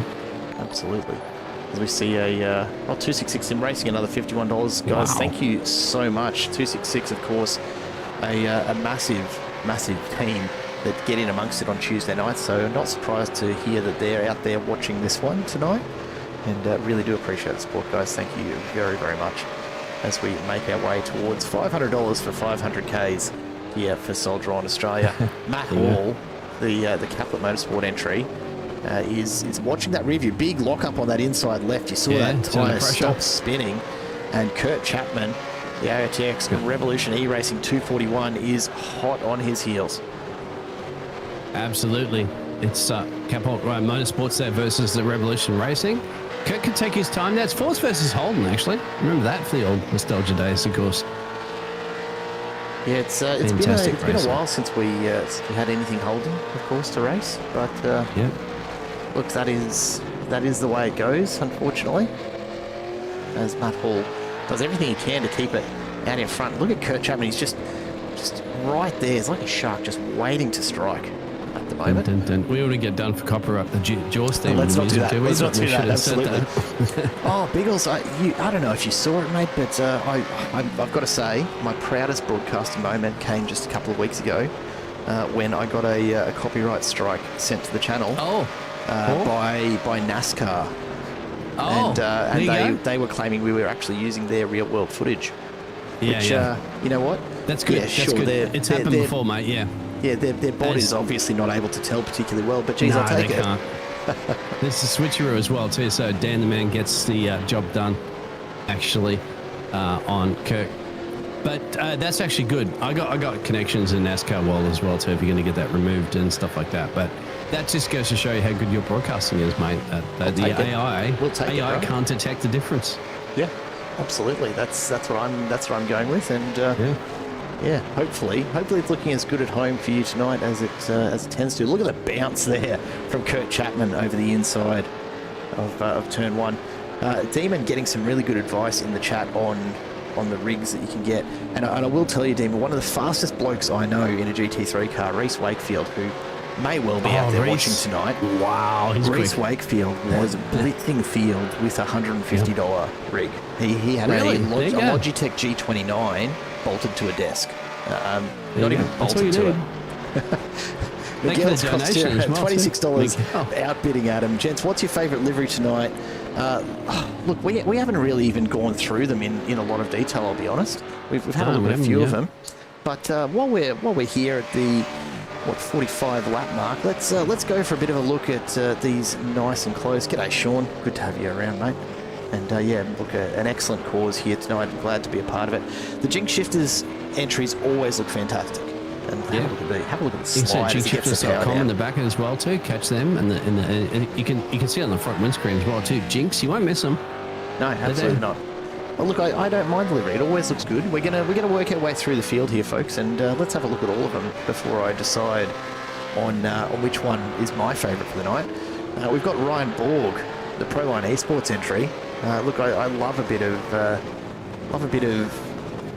what would you call it? I'm not going to say camo, but the treatment at the back of that looks absolutely phenomenal against the plain white. It's like a little, sweet and sour kind of mix, isn't it? There with the white and green, the Proline Esports. Yeah, don't mind at all. Bray Loveridge, the BRAM Motorsport, a 007 entry, looking good. Come, Mr. Bond.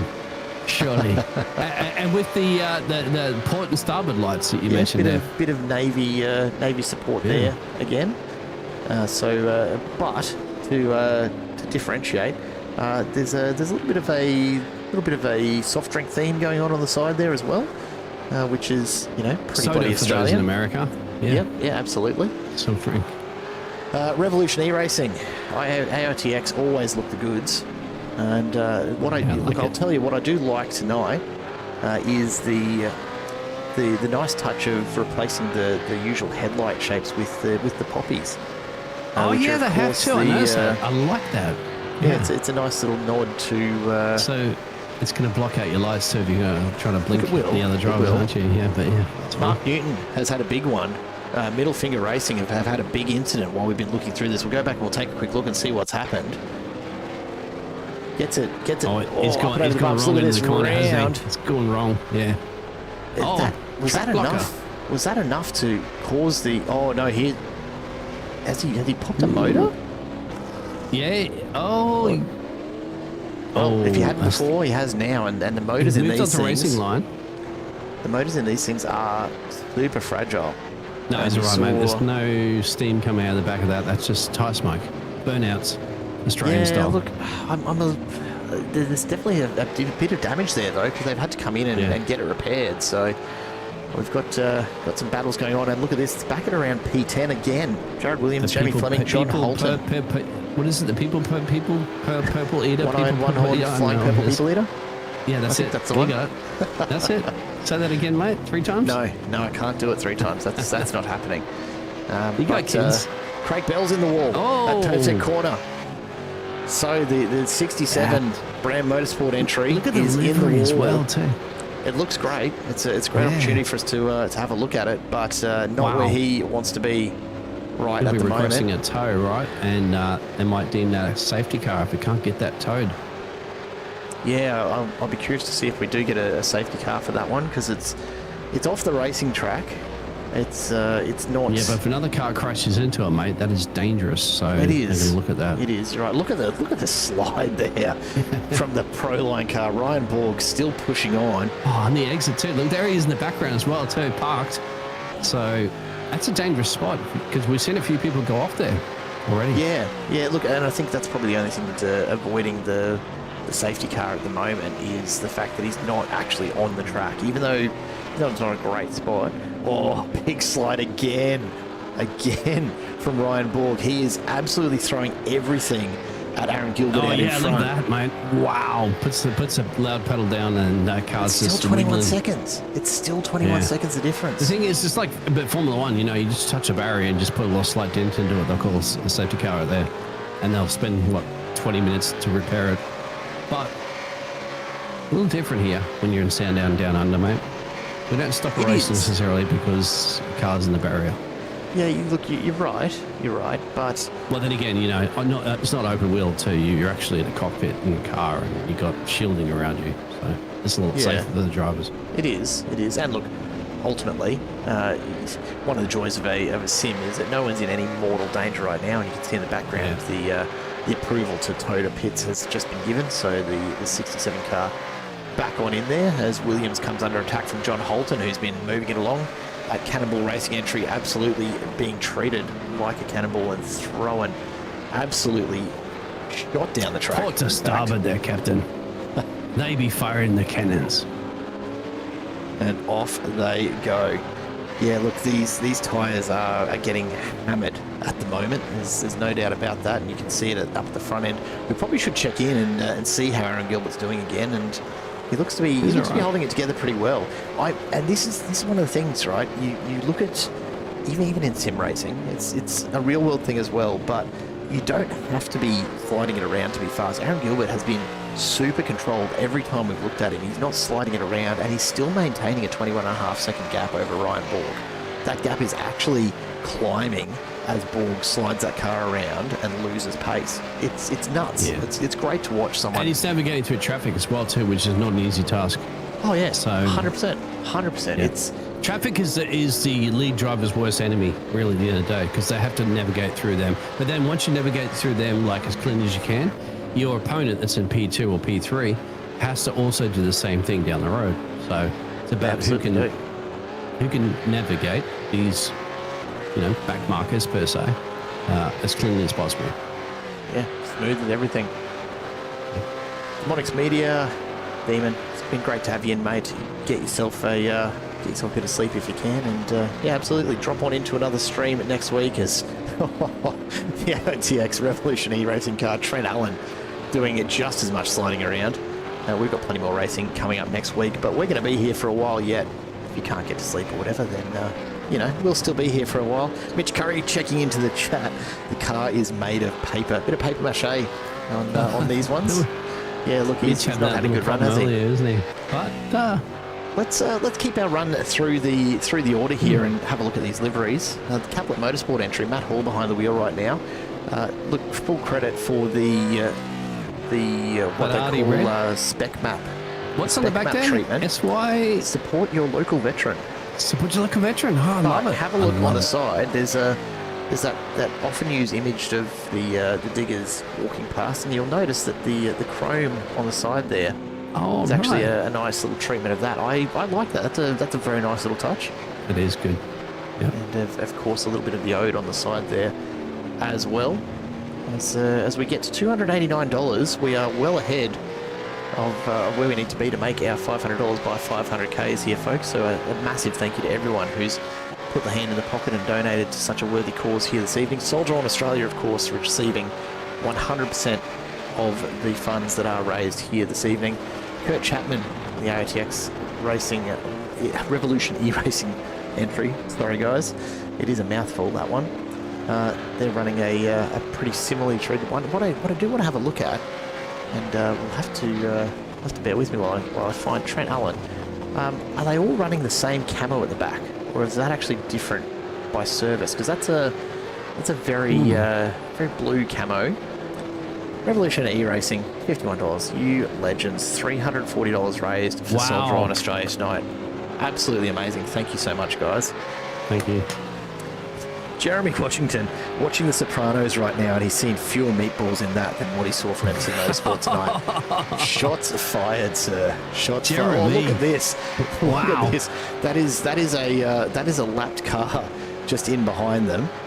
I believe that might be Mark Newton. It is, in fact, Mark Newton, who got out of the way for Leslie Reeves here in the SCSR Racing Pink entry, but immediately got back in to try and grab that draft and make their way up the track with a bit of extra pace.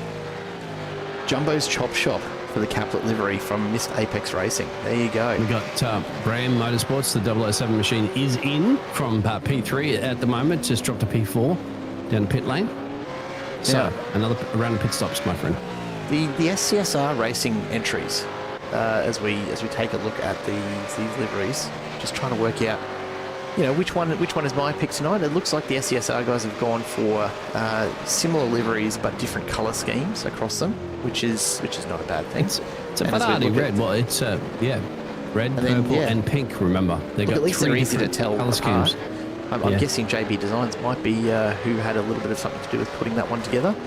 The Phantom Sim Sports one. Now this one's been just getting around in the background. Track as well too, as you said it. That's commentator's curse. Every time.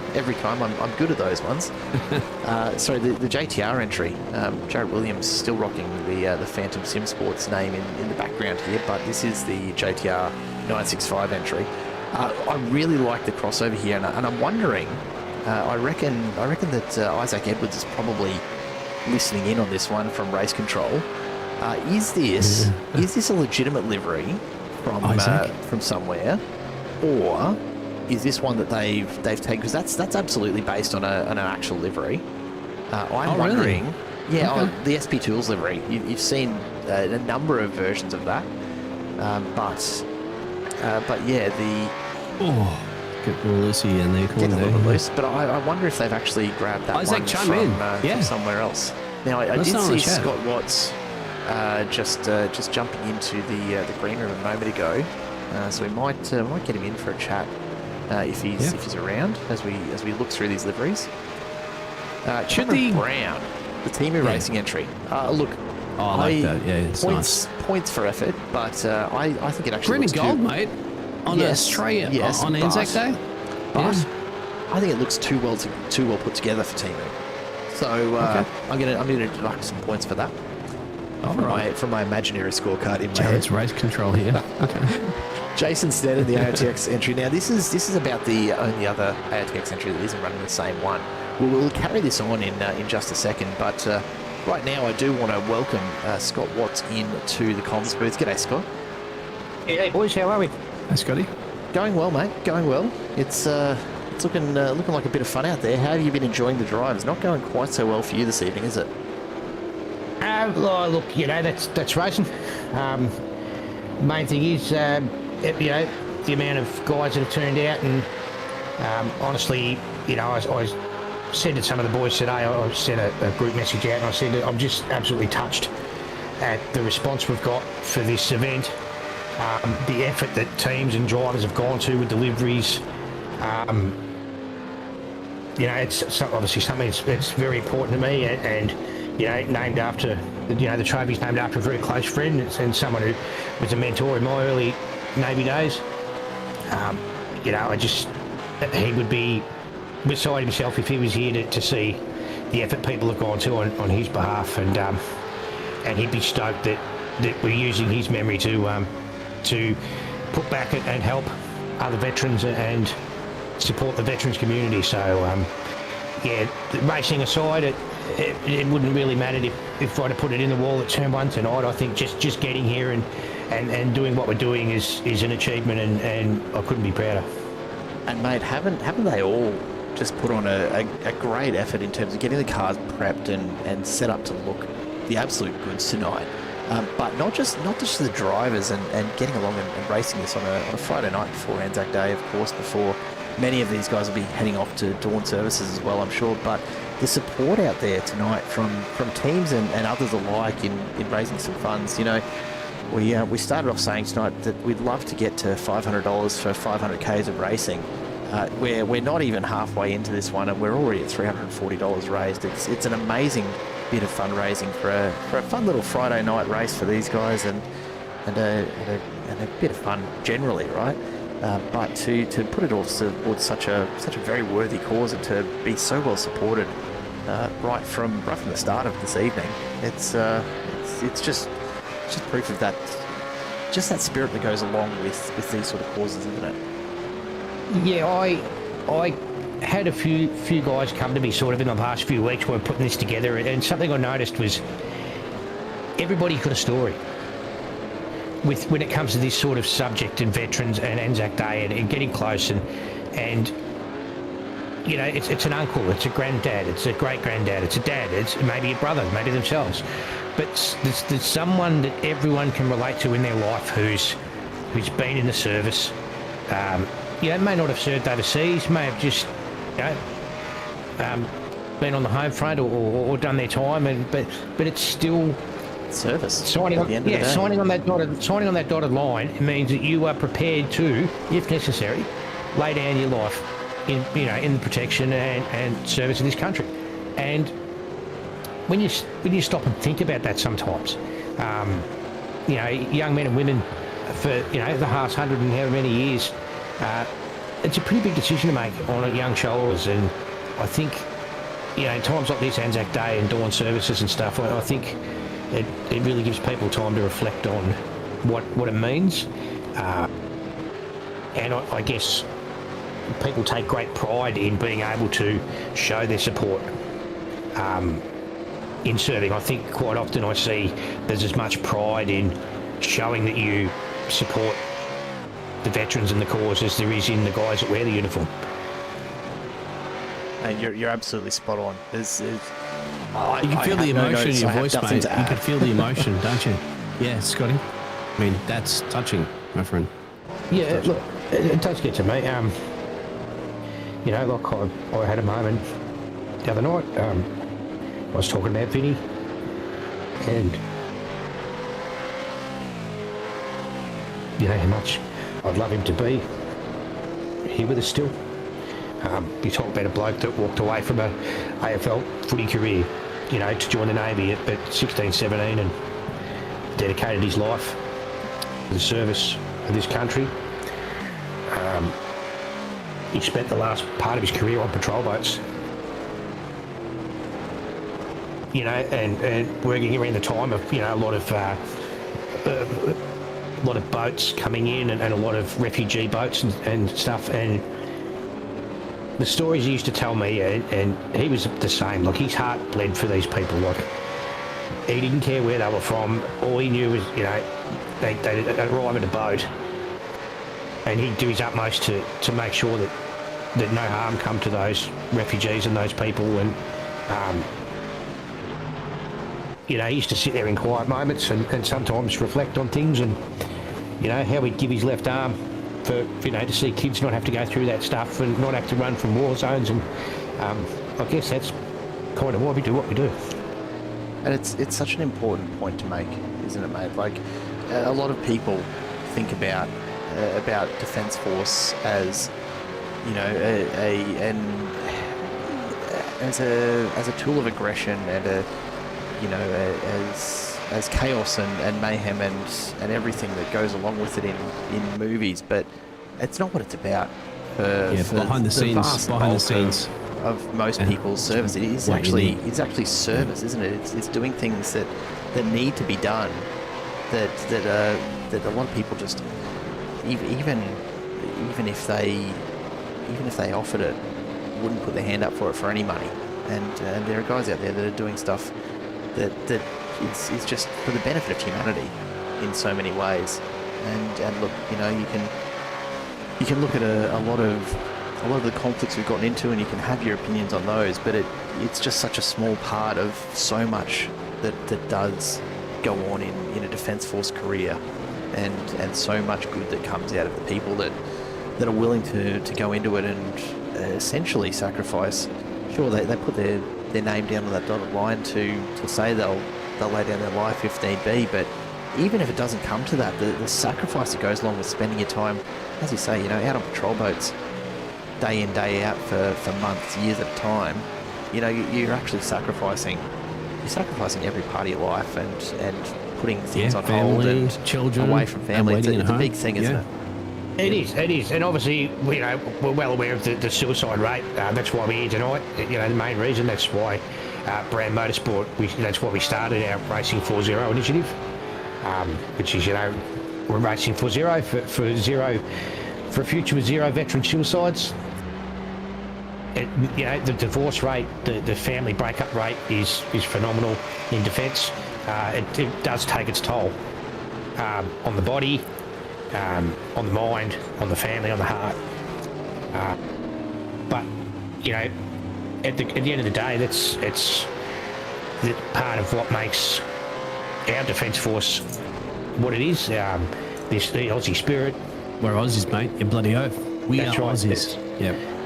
We do it better than anyone else. Best military in the world, mate. Best military. That's right. We punch well above our weight, and at the end of the day, regardless as to what governments and policy and politics and opinions, like you said, with conflicts, at the end of the day, you know, the man or woman that steps onto foreign soil or whatever, you know, in an Australian uniform on deployment, does so with nothing but the absolute best of intentions in their heart. We're there, you know, because we've got a job to do, and there's no other ideology than to help the people that they're there to help and to do the job that they're there to do. sometimes it's a tough job, sometimes it's not glamorous, and sometimes, like obviously recently, they don't get the thanks they deserve. You know, I won't really go into that. It's obviously it's a tough gig, mate. It's a tough gig, and that's why you race, mate. That's why you get behind the car there and support the Australian community and do this for a great charitable organiser. Soldier on, my friend, soldier on. That's what we do. We soldier on. While we've been getting the update from you, Scott, and hearing those insights from you, mate, thank you so much for dropping by. We've missed a safety car call there somewhere by the look of things, so we'll try and get a bit of an update on what's been going on here. I think it was actually Jared Williams we saw sitting off to the side. Scotty, we'll let you get back to the team. We might see if we can get you back in after your next stint, hey, and have another chat, see how we're all going. But we did get another donation of $51 come through while we've had you in the booth, so we're now up to $391 at lap 60. is just phenomenal. It's I've done a couple of charity events, and to be able to see the donations coming through like this it always warms my heart. So a massive thank you to everyone out there, and thanks so much to you, Scott, for putting this together and for getting us involved. Yeah, and thank you, man. Thanks for having me. Thanks to Simple Race Broadcasts and the boys at MC Motorsport for couldn't have done it without you guys. It's been incredible, and soldier on. Not even halfway, mate. Good luck out there. We'll cross our fingers for you, and we'll chat to you again soon, hey? Thanks, boys. Scott, what's there from the number 67? Yeah. Henry James is out there throwing, so he's going to throw $100 in there if 52 will do a drive-through. Yeah, I believe the Henry King actually behind the wheel of that 52 right now. I believe the promise is that he will do a drive-through if there is a $100 donation made. Right. So if anyone wants to bring that Jinx Shifters team back a bit, I think that might be the way to go. Although I don't know how we get the message to him from here. I hope someone else is out there and can race control. pass it along. There we go. Let's go back and take a look at what happened to Jared Williams, because I think Kurt Chapman might have been caught up in it as well. It looks like the safety car coming in, and we're about to go green again. It looked like a pretty big moment. But might have to wait, mate. Yeah, this has brought everything back together. So that gap out in front has actually evaporated with the safety car. You're under pressure again, my friend, from the Proline Esports. That's what's going to be happening. So let's go racing. Green flag. I wonder if he'll stand by that drive-through now that gap's disappeared after the safety car. Maybe. We'll see. Yeah. But off we go again, and out in front, Henry King behind the wheel of the Team Jinx Shifters entry. Oh, he's under pressure. Immediately under pressure. Ryan Borg was pushing so hard to try and close that gap. Miguel's back in there. Trent Allen and Michael Hammond were going side by side as they came into Pertec Corner. They've got it sorted out. Behind them, Jason Snedden is in the car now, as well as Simon Caplet back into the Caplet Motorsport entry. And down the back we go. This is all of a sudden a very tight little group up here at the front end of this race. And then a bit further back to the next group. David Uni heads up the group from 7th onwards, 36 seconds further back. And look, a lot of that is the impact of pit stop timings, of course. But it's certainly been an interesting one as we see Ian Ward lose the position to Robert Hackwood. He's got Kurt Chapman in behind, who's just been in to get some repairs done. So these three, look at this again. It's again around this P10, 11th, 12th, 13th. We keep seeing this happening here. It's the blanket spot. Yeah, it really is. Big moment there for Ian Ward. Just keeps it out of the fence. Great effort, and manages to keep it straight in the background. Dan Stevens and Cameron Brown, they're side by side. Or rather, Cameron Brown trying to tag on. I think that might be Tom Williams who's in amongst it as well. But back out in front, Henry King, he's gonna have to put the work back in now. We're getting closer and closer to the halfway mark here of this 500k race, and it's been an interesting one. Team Jinx Shifters out to a 30-odd second lead at one point there. Safety car brings it all the way back again, and it resets. Don't drive her, Jared's camera. Oof. Mate, I did get a nice little hole there. You were out there setting that camera up earlier. You positioned it perfectly, mate. You don't want to drive so. They can bounce over the top. It'll be fine. It'll be fine. Oh, okay. I know you spent the effort, man. You jogged around that track. Well, it's not that far. Ultimately, it's fine. But have a look at this, right? Henry King in the Team Jinx Shifters entry, starting to open it up again. already at 7/10, despite the fact that Proline have been so quick in P2. Behind them, though, Trent Allen's in the ARTX entry. Michael Hammond is into the 007 BRAM Motorsports entry behind them, and they're all hanging in there. I don't think we're going to see the same turn of pace for the next little while from these front runners, because they do need to start to settle into the rhythm, and they don't want to get caught up battling it out when there's so much to lose and they're so close together at this point of the race. They'd hate to go into the wall. We'll go back now while they do settle back in after that safety car period, and let's have a look and see if we can pick up what happened for Jared Williams. And this is into turn 1. Just locks the rear up a little and gets sideways. Is there contact? Stops. Oh, that's a big hit. A big hit there. And he was on the racing line, wasn't he? Just right on the edge of the chicane. He was, and you know, look, you could see it coming a mile off as he came back over the chicane. There was nothing he could have done. But unfortunately, that was Jared Williams in the car at the time. It's now Tom Williams in there. From Kurt Chapman's perspective, he was only a few cars back. You know, loaded the suspension up and tried to avoid it, but just couldn't do anything about it. The car's spinning on the exit, and you're flat out anyway. Is he blowing it up too? That car does not look healthy. No, it's had to go in and get some repairs done. Look at the angle on that front left. That is well out of whack. Just a little bit of toe out, I think they call that, or caster. I can never remember which is which. It's a toe. It's a toe. Yeah. Have a look at this view as we follow on from behind. Damn. Just look at this. You got a split second. You can't react to that. You can't even do anything. Go left or right, you're in trouble. Yeah, nothing could be done, and it didn't help that he was at full noise. You know, went up and over that curb, so he only had 2 tyres on the ground to do anything with. There was just no escaping that. So no fault in it, I'm sure. It's just he hit the anchors as well, so the rears would lock up and you'd be sideways into the same car anyway. So I don't think there would have been too much you could do. Absolutely. The Wilkie Sim Racing entries had an issue as well. They've got the meatball flag out there. Tim McCartney, unfortunately, having a shocker of a night tonight as he comes down through turn 2 and 3. Wheels. That's 3 wheels, mate. Yep, that's it. The third wheel was off the air, and you got 1 wheel for traction. That's the hot spot right now. If you want to get your popcorn and a little fold-out chair, I'd sit where you want right there. Yep. And this is what Mitch Curry was talking about before as well, is just how easily damaged these cars are. Right? It's not a massive hit. You see a lot of cars that'll stand up to that, but these ones they do tend to fall apart with a bit of a nudge, and they do need to go in for compulsory repairs. The one thing I will say though is that there does seem to be quite a bit of leniency on where they draw the line and not allowing you to continue the race. Oh, that's a wiggle too, Jared. Oh, under pressure there. Big battle there for P2 and P3. And that could be a switcheroo there.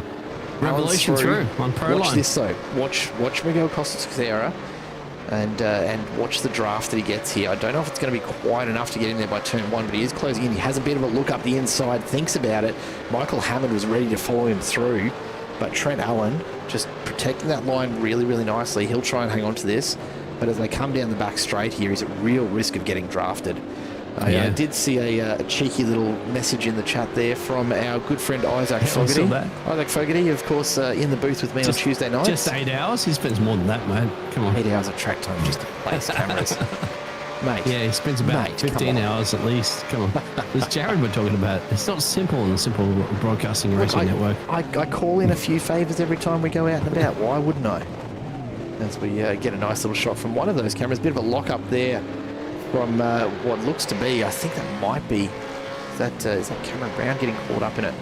Maybe Tom Williams. In any case, further up through the field, Ian Ward's just come in to the pit bay as well. Oh, that's a wiggle. That's a wiggle. These tyres are starting to feel it, aren't they? Yeah, you're right, mate. You know, these guys have not been out there that long. Gets the draft with a slingshot. Oh, he's going to do it, surely. On the outside? No, he can't tuck in. That Proline Esports car defending the racing. Oh, a bit of a nudge there as well. Gets sideways. Miguel Costa-Teixeira gets it under control. Michael Hammond pushing it very, very hard behind him.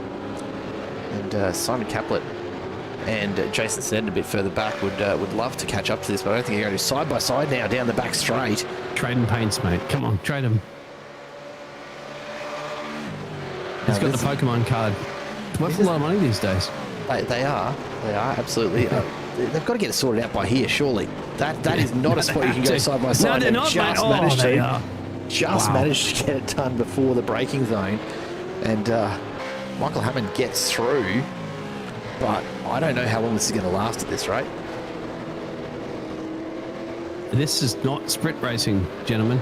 This is 69 of 161 laps. They're halfway through this race, and they're still battling it like it is a sprint race.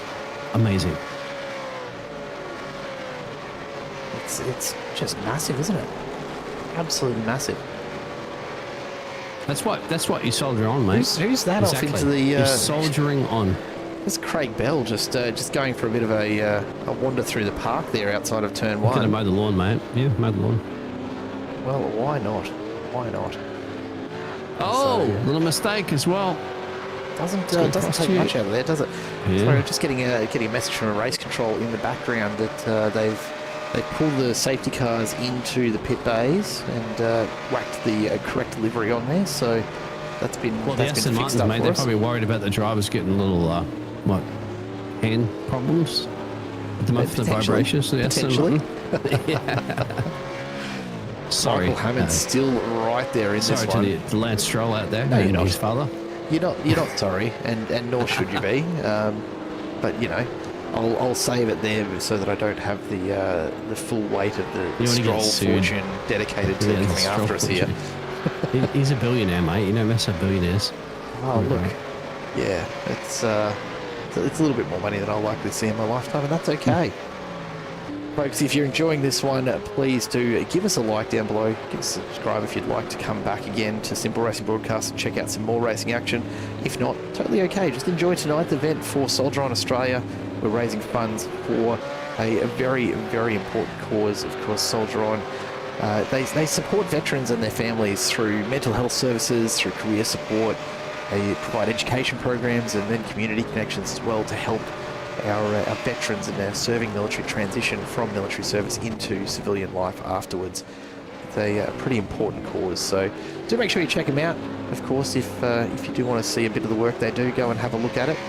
And of course, if you can afford a few dollars, then by all means, hit that donation link down below, or use the QR code to get onto it. It will pop up in the top right corner every 20 seconds or so. So don't worry if you miss it; it'll be back in no time at all. Isaac Fogarty just saying it's okay, these Astons don't use the Honda engines. Yep, fair call. Oh, right, okay. Too soon, my friend. This might be too soon for an overtake for P2 in your pictures. Side by side out of one, there's not enough room for this. Miguel Costa-Sierra is throwing everything he can to try and pull that third place back from Michael Hammond. It's not costing them time, and that's the thing I'm finding most surprising as they get it absolutely nose to tail on the way out of Portec He's corner. going for it. I'm surprised he didn't stay in behind and just grab a little bit more pace before he decided to come alongside, but there's nothing in it. Drivers, Jared. They're going to listen to you, mate. They are, I know. Look at this. Sends it up the inside. Down the hill we come. Oh, you can't go too here. Oh, somebody else left. Had to go out onto the concrete there and onto the wide bitumen. I'll tell you what, it's probably one of those moments where Miguel is very happy that that's been resurfaced and actually is bitumen and not grass out there like it used to be, because he wouldn't have been able to stick with it otherwise. Stays in the fight. Third place, Michael Hammond. Miguel Costa-Sierra is fourth place for Proline Esports. You're saying to get my old 86-year-old father out there to mow the grass, mate? He'll do it if he has to. Well, look, these guys would have had it well under control with that one, wouldn't they? Yeah. Henry King and Trent Allen, meanwhile, just up the road. It's not quite as close a battle, but it's not far off it. Only 7/10 really separating these two for the last probably 10, 15 odd laps. And Allen doing a fantastic job of staying with Henry King at the moment, not letting them open up that huge lead. Both of these guys, though, opening up a 5.5 second over P3 behind them. Yep, Trent Allen's keeping Henry King at bay there. So the Revolution Racing and Team Jing Shifters, in fact, it's getting closer. Right there, you can see in your pictures. That's how close it is. Trent Allen says, okay, Team Jing Shifters, you've led pretty much most of this race, but we're keeping you in bay. Look at that, on board right now. Shotgun. That's not a bad spot to sit, is it? And it's a fairly Spartan interior in these I'd old be scared things. right now, mate. I got my racing helmet on. I hope you got your racing suit on. No, it's fine. You can't go to the bathroom right now. You are stuck in the car. Down into turn 1, heavy on the brakes. Let's stay on board for a lap as we go up and over the curbs. And a big moment there for Henry King as he gets caught up on the exit of the curbs. These things just absolutely bouncing around. Our cameras, it's like of a roller course, coaster. stay nice and level, but that gives you an idea of just how much these guys are getting sideways and lifting the inside over those corners. Let's see what the top speed is around here in these older supercars. I know it's up around 250, 260, maybe even 270 in a Gen 3. And it doesn't look to be much different here tonight. 271 kilometres an hour there from Trent Allen before he got on the brakes and made his way back down the hill, right in behind our current race leader, Henry King, out there in the Team Jig Shifters car in P1. And I wonder if anyone in the chat is... Ford too. Well, yeah, I was about to say, I wonder if anyone in the chat is feeling particularly smug right now with a Ford 1-2, or perhaps willing on the Holden 3-4 behind them. As we know, it's a bit of a... It's all hot. No, it's holding all the way from 3rd to 10th as well. That's what the situation is. It is, and yet here are the Fords out in front. Did someone say parity? Mate, don't worry about it. I'm sorry, Henry. No, I'm sorry, Trent, but the Fords will blow up. You can't do 161 laps in a Ford. Not going to happen. They're going to murder me, aren't they? Oh, look. Maybe, but they'd have to get to you first. Look at the four of them all on the brakes hard as they get out of that back straight. Down the hill we go once again. And David Uni has a nice little chase pack behind him. Chase McMillan in the SCSR Racing Purple, his teammate, just trying to hold off the Adrenaline Esports number 12 and the AOTX Revolution E-Racing at 224. And once again, around that P10 purple, mark, mate. it just keeps coming up. Yeah, they've been it the whole time. I told you that P9, P10 position, the one you're going to throw the blanket over, all race long, with 75 laps into this race, they're still in the same position that they were 75 laps earlier. It's crazy, isn't it? Absolutely. Yeah. On that note, we'll take a look. You can see just how many moves there have been through the field, and full credit to the 243 currently piloted by Jason Sneddon, up 9 positions since the start. Simon Caplet and Caplet Motorsport up 6 positions. Great move. Chase McMillan, we're watching now, is up 5. Robert Hackwood behind him is up 5. But for David Uni, for all of the effort and all of the pressure we've seen him under, is right where he started in P9, which is not a bad place to be. But geez, it must be frustrating to still be there when you've had so many people moving up and down behind you and in front of you as well. I would be proud just to be in this race right now, mate, because it's a soldier on. You've got to get there. You've got to get to the end. You've got to see the Barney and the checkered flag. That's what the key is. I wonder if it is going to be Barney here tonight. I'm pretty sure he's on the roster, isn't he? Is it Fred or Barney? I can't remember who we rostered on tonight to deal with the checkered flag. Have a look at this. Nose to tail. There's contact all the way through the apex of that corner in this battle for third. It has not broken up at all. And no one backing up. Although in the background, the Proline Esports car gets a little bit loose over the grass. That's going to be a slowdown. So watch this gap start to open up. Probably about a second clear there. And somebody's gone off in the pit lane as well too. That's Jason Sneddon coming in. Bearded Revenge Motorsports goes into pit lane. Now we saw the first pit stops coming in around, what was it, about lap 25, maybe lap 30 or thereabouts. Yep. I'm wondering if we're going to start to see, we might have had a few that made it to 35. I think the Team Jig Shifters entry made it to 36 or 37 laps from memory before they came in, but maybe we're going to start to see a few as we approach the halfway mark. We're only a few laps shy of halfway through this race, and we have had a change for the lead, folks, for the first time. Oh, wow. In I'm pretty sure Revolution 77 got past laps. Team Jig Shifters? I think that is the first change for the lead that we have had. It is. Since we started this race. So Henry King has had a bit of a moment there. We'll go back and we'll see if we can take a look at what actually happened. The King has been dethroned, my friend. Was there an issue? Has Trent Allen just been applying the pressure for so long that it finally cracked? We'll go back and we'll take a look at the overtake here. The iRacing for Zero V8s For Mates Sandown 500 side by side into turn 1. Yeah. And look, I think late breakers. Have a look at how much of a wiggle King had there on the way in. He held it, but Trent Allen with the inside line. Got it done. Yeah. Daniel Ricciardo would be hats off to you right now. Last late breakers. You reckon Danny Rick's out there watching tonight? If he is, give us a shout in the chat. It's Fords. Fords 1 and 2, so you'd think Dan Rick would be out there supporting Fords. And he's an Australian, so on the eve of Anzac. Come on, Dan. Surely he's watching this one somewhere. To be, Dan. Give us a hello in the chat. I won't ask for anything more than that, but on the off chance that he's out there somewhere, just give us a hello. On that note, one of the ambassadors for Soldier on Australia, none other than Mark Webber, I believe. Yeah, Mark Webber. Yep. So I've got a Jaguar. I got a signed thing from Mark Webber as well too, and I got a Jaguar flag when he used to race for Jaguar when I went to the Melbourne GP years ago when he raced for Jaguar. And I'll be honest. Minardi, I was there for the year that he won Minardi. Well, not won, nice. of course, but he finished like P6 or P7 or something for Minardi, but he got a podium celebration in Australia. Would have been a good one to be at for sure. And no Aussies ever won the Australian GP, ever. And Mark Webber didn't, but well, close. Close enough. I mean, debut race, mate, for Minardi, a racing team, and get yourself in a top 10 position. That's pretty good. You can't really argue with that, can you? Have a look at this. It's heating up now. This is a pretty similar group to the one that we saw battling it out just a couple spots down the ladder from this not so long ago. All they've done is they've shifted the positions up a little bit. David Uni out in front of the group drags them all down the front row, and Chase McMillan, Kurt Chapman right in behind. Robert Hackwood's just starting to fall off the back ever so slightly at the moment. I'll be honest, Biggles, I did very much consider reaching out to Mark Webber's publicity team a couple of weeks ago and just said just see if he wanted to drop in and do a bit of guest commentary. His wife is his publicist, I think, as well. Yeah, absolutely. But couldn't find the phone number, funnily enough. Michael Hammond comes in there. Yep. It's a UK number. Starts at +44. Oh, there you go. There you go. I'll tap you on the shoulder for that one some other time.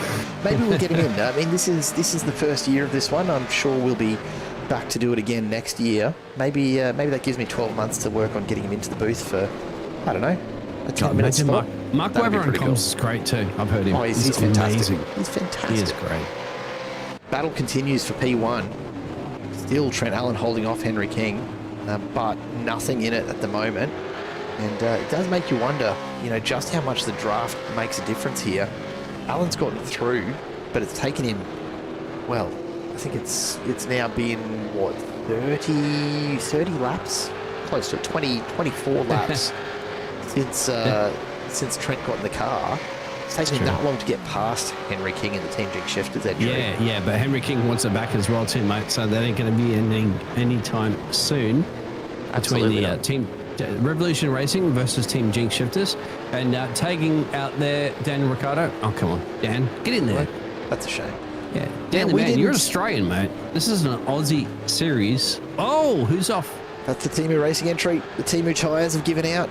They've finally worn through, and probably a bit sooner than some of the known brands, perhaps. But they've gotten a little bit loose there out of turn 2, and unfortunately, Cameron Brown finds himself off the track and facing the wrong way. Gets it moving again, though.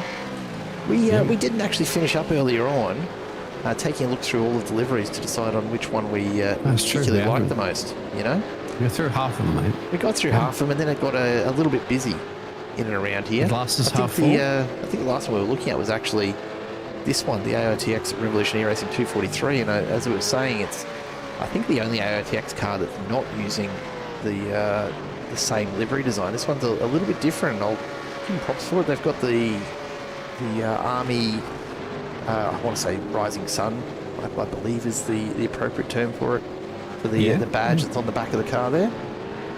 See it just on that on the back quarter panel. Yeah. And then of course Trent Allen and Henry King just behind Jason Seddon right now. So they are making their way through the field. They are getting close to lapping P12. Yeah, traffic. Would you believe? Which is look at Sandown. That's not that unusual, honestly. It's a relatively short lap, only 1 minute and 7. But when you spend 60 odd seconds in the pit lane, there's going to be some lapping back and forth that does go on, right? But think about this right at the moment. There you got 18 teams in this race, and only two of them are 2 laps down, 1 lap down. That's pretty good. That's pretty impressive. That's pretty impressive. And, Yeah. you know, Wilkie Racing, 3 laps down at the moment, have had an absolute shocker with a couple of incidents.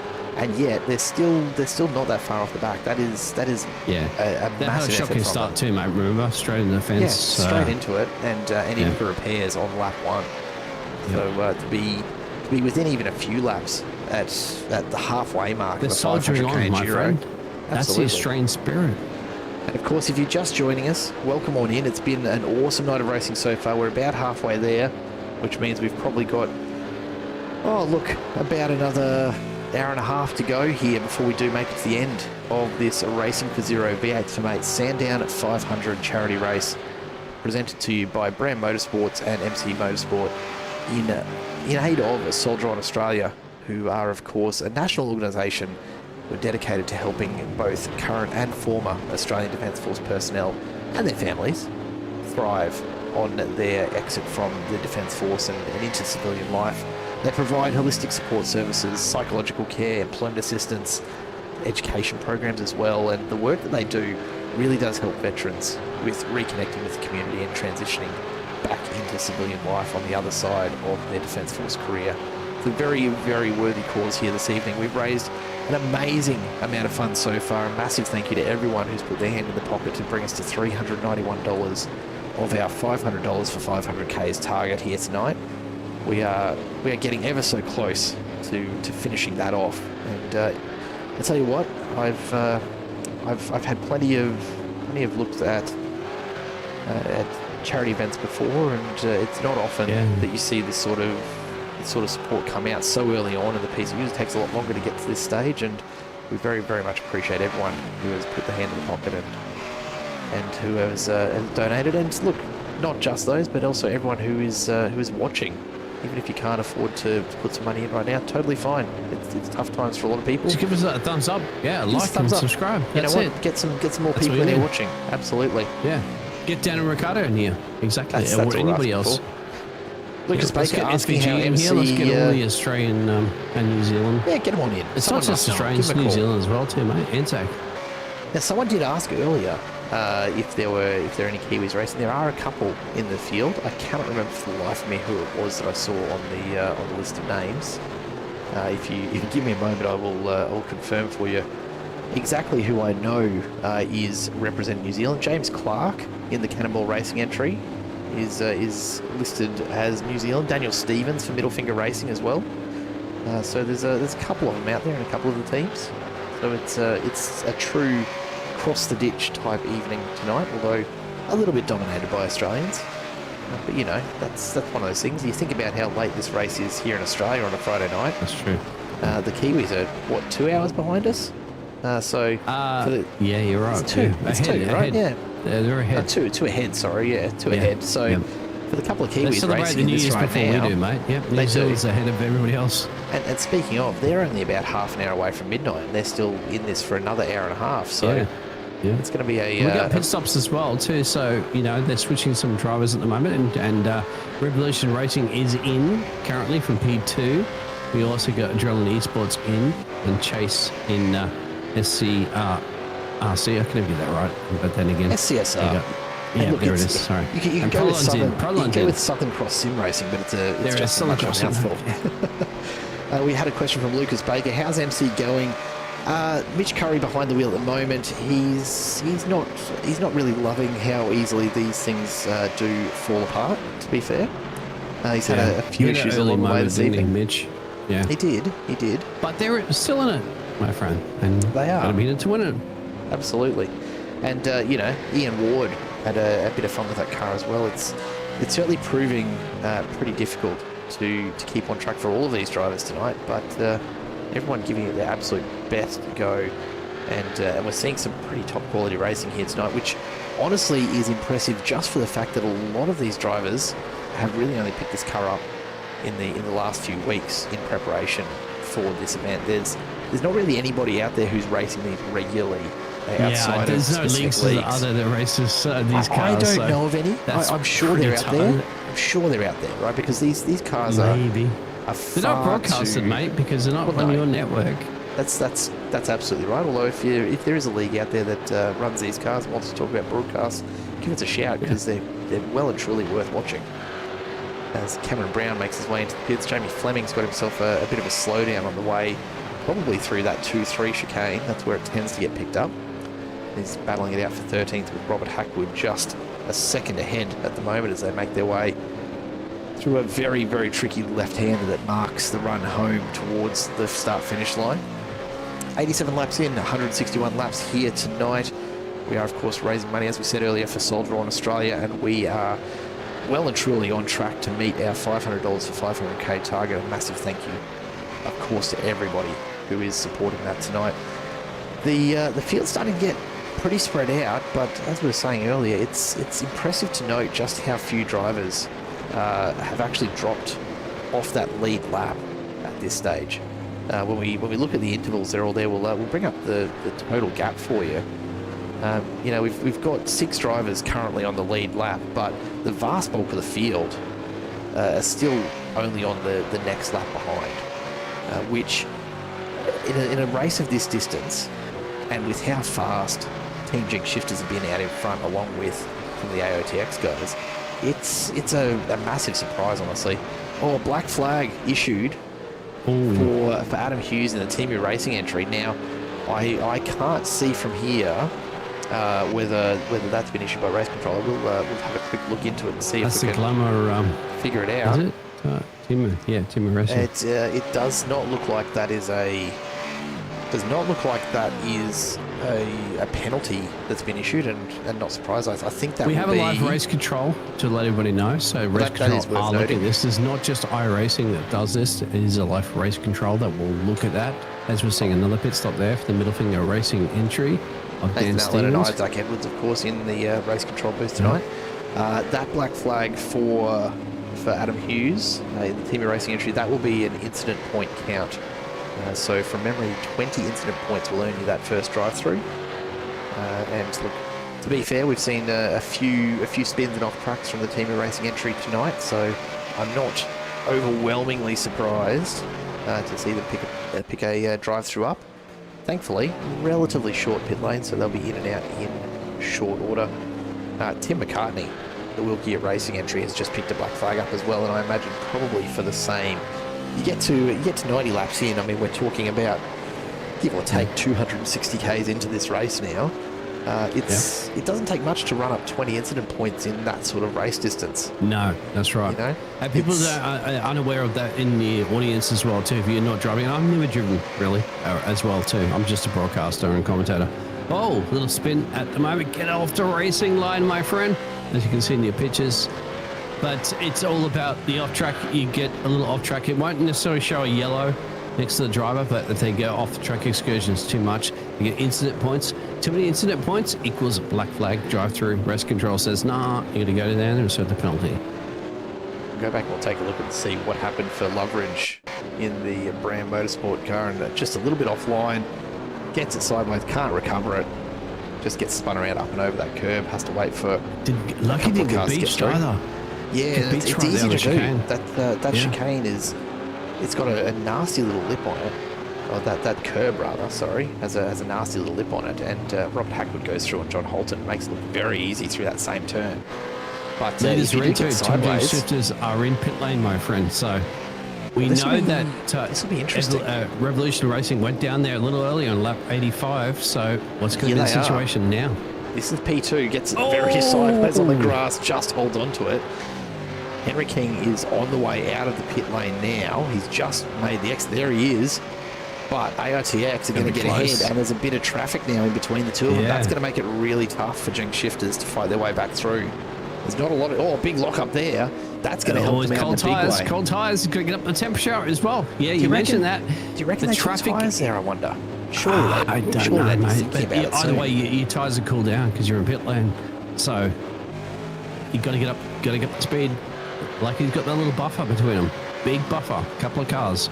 That's the key. And really is worth noting just the difference it can make, right? It's only a second the difference, and you'll probably see these couple of drivers move out of the way to allow Team Jig Shifters and Henry King to come back through and pick that battle up. But who's your mates, mate? Yeah, who's your mates you buy a beer at a bar? That'll be the big difference. Slow down from Henry for the Ting Shiftus as well, too. He's going to have to cost some time. Actually, slow down for the leader. Revolution Racing might be in trouble here. This is going to be great, mate. Sit back, relax, Mitch Curry enjoy and Jamie yourself. Fleming. This is the tricky one, right? Curry and Fleming here, 13th and 14th, are right in between the battle first and second. Curry's gotten out of the way. Fleming's carrying on for the moment.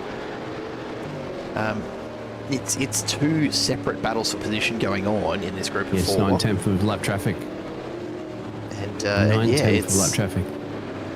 You need your mates just holding them up a little bit.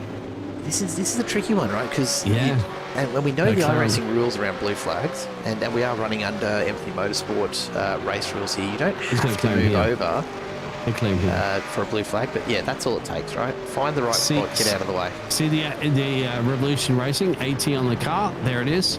We're looking at Henry King. That is the gap. Now it's clear. There's no traffic between these drivers. 7/10 separate 1 and 2.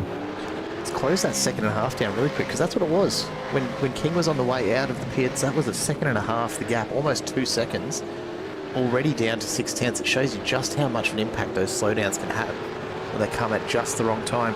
We're really getting into the traffic now, though, and this is going to be interesting as they start to get down the main straight. There's not a lot directly in front of them, but if they straight don't away, clear that's it. You want to clear them straight away. Perfect. Now Henry can Oh, attack. bit of a moment. Henry can attack. Brooks is really pushing hard Got here. more He's traffic too. right on the edge. He's just You're locked going to the catch tyres him in up the again. corners too. You're going to catch this traffic at the corners. That's going to be interesting.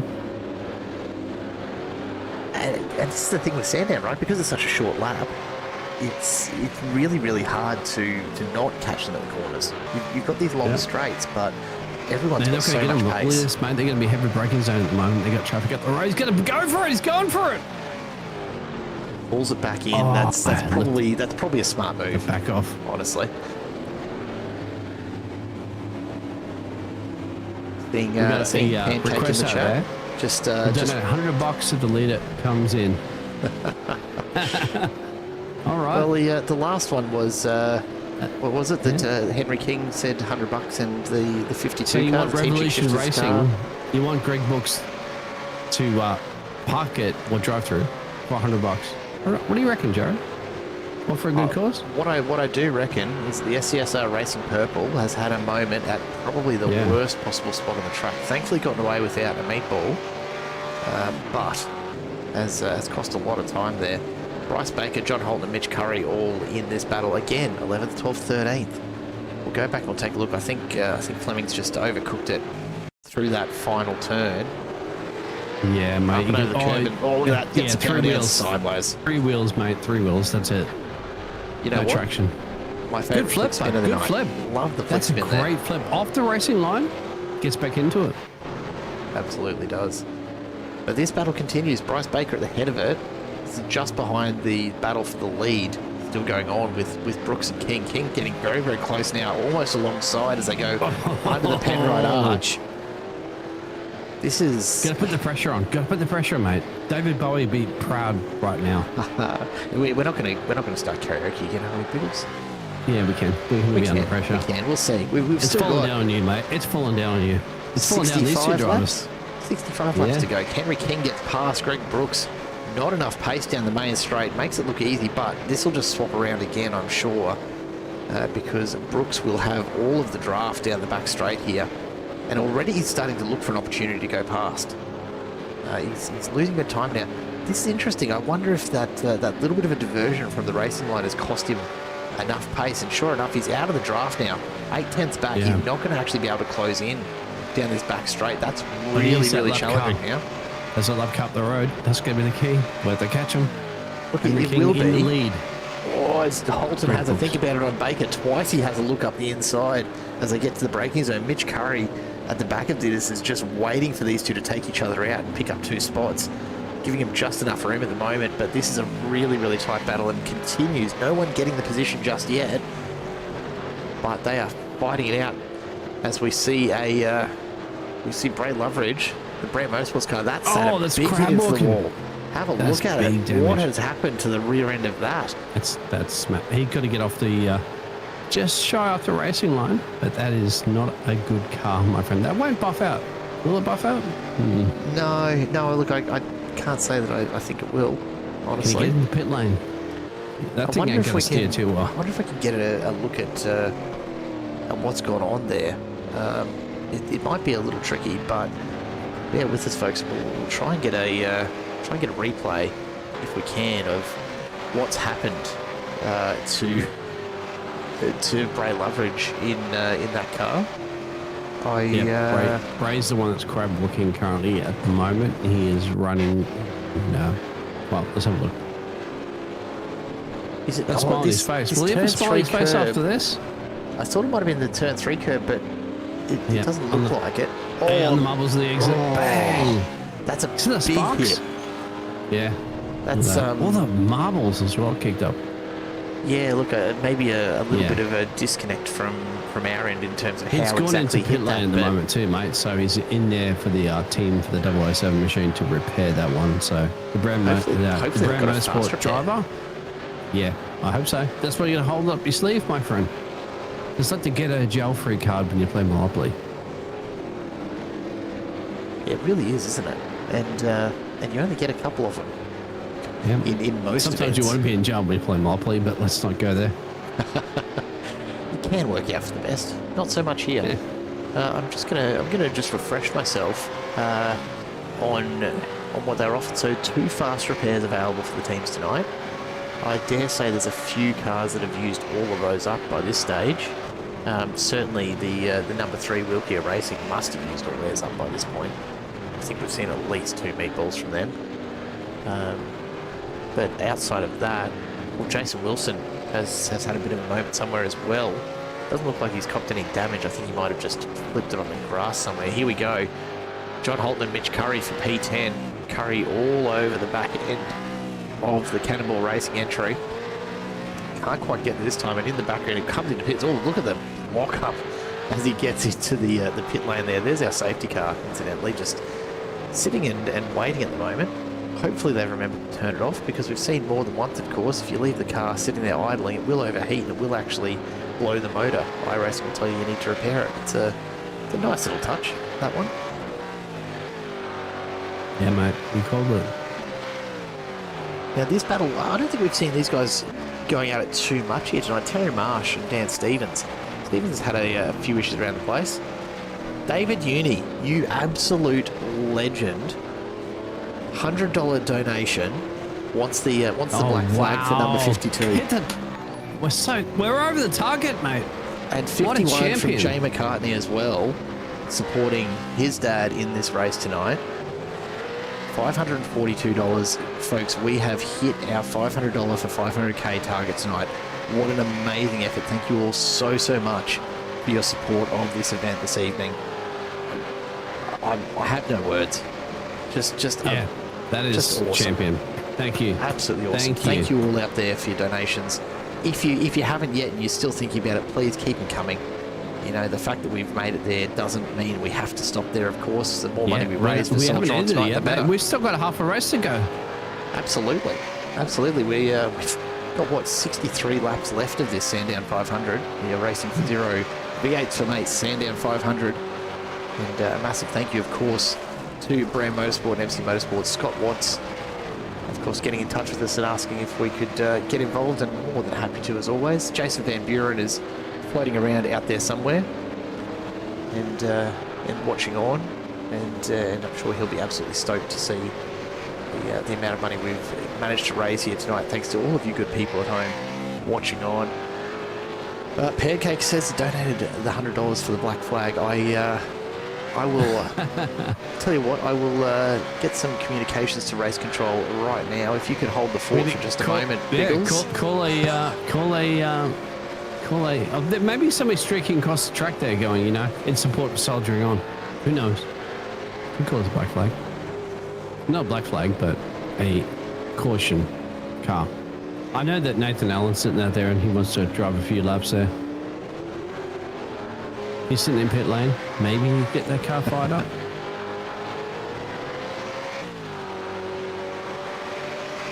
You know what? People can... You can control the race, can't you, Jared? from the pit lane? On the audience, actually. I can particularly. It No, does. as in, oh, look at the side by side action. Oh, off the sideline. That's the Team iRacing Is entry that- that's crawling home. That's Yeah. been a bit of a moment there for Adam Hughes. So That's iRacing struggling on. Stevens and Marsh continue their battle for 7th. And we'll go back and take a look because that's been Jared, a you pretty... have the power. Well, I don't think I do for tonight's event, to be fair. Ordinarily, and Mitch Curry very kindly does have me with admin access to the MC Motorsport League when they're racing, but because this is being run as a hosted session, not as a league race, I don't think I do have the ability We'll to see if directly Nathan do Allen and that. the other drivers out there as well, Isaac Evans doing race control, may listen to your requests at the moment because we hit the target. We're 108% I have over. also just asked our good friend Nathan Allen in race control to get on the radio to Henry King and ask if he's still planning to honour that drive-through. Yeah, the $100 donation. So I think that's fair. we'll see. $100 for a drive-through. Yep. We'll Come on, see if that Nathan. happens. Let's go back and take a look and see what happened to Adam Hughes. Yeah, let's have a look, mate. Oh, The damage already done by that point. yeah. I wonder if he's actually popped a motor somewhere just a He's little not further smoking. back. There's no puff out the back, mate. There There's some wasn't hard there, damage. but by that point, you know, is he already? Has it already been done? We'll go back to the start of that lap Turn one. and see if we can Yeah. figure Turn it out. one. I don't have anything here suggesting that he's crashed anywhere. So I actually think it might be a bit further along this lap. Yeah. But whatever it is, I actually think he's popped the motor rather than damaging anything else, and it might have been on the downshift at the end of the straight. I don't know how susceptible these ones are to it. We see it all the time in the Gen 3s. If you downshift too quickly, you will blow the motor. Yeah, you can. I haven't seen it happen. I've done it in real life, mate. I know you can there you blow go. the motor It downshift can be too done. quick. There you go. Yeah. There it is. And that's Oh, there it is, exactly the what's pop. happened. Yep. Yep, there's the pop. You called it. Downshifted too quickly on the back end of that straight, and that is the motor gone. So Yep. at this point, he is rolling. Damn, Jared, you are good. Look, you see enough You of are them. good, mate. And if he's out there watching, Josh Harris, thank you so much for being the one who so often Hey, shows Joshy. me how to pop a motor. Poor Josh But, Harris. Oh, look, it's been an experience. It's been a learning experience. These things, and this is the thing to remember about your supercars. It's not just the Gen 3 supercars, but I'm pretty sure supercars back as far as the 90s, if not earlier. They don't have traction control. They don't have any electronic aids on the shifting. They've also got a locked rear diff. So if you downshift, there's not really anywhere in that drivetrain that gives you any flex at all. If you downshift and you say to the engine, I want 12,000 RPM from you, it's gonna get no. 12,000 RPM because that's how your rear wheels are spinning. And Right. and that's what you get is a motor that just lets go. You create a new Yeah. inspection and port then in the your side of the block. cylinders and camshafts are exploding all over the place. I understand. So yeah, So what not, you're telling me? more You're or not less. buying your engine flowers and taking it out for a nice dinner and just rejects you? Well, look, you know what? You Slams treat the an front engine door like and says that, you're sleeping in the outhouse? that's pretty much You it, push me mate. too hard? That is pretty much Okay. it. Out in front, Greg Brooks and Ryan Borg now battling it out for second. The gap to Henry King has opened right up, but he's coming they're in. pit lane. Now, hang Henry, on. but Henry's speed in pit lane. Is this the Henry drive-through? King Is this the has drive-through got that he's a honouring? drive-through. This is it. I think you're right. He is. This is the $100 drive-through. You know what? Hats off. Henry King, Yep. gentleman and a scholar, Soldiering on. said to us in the chat when he was out of the car, if we get a $100 donation, he'll do a drive-through. Yep. And he's been true to his word. You Yep. love to see it.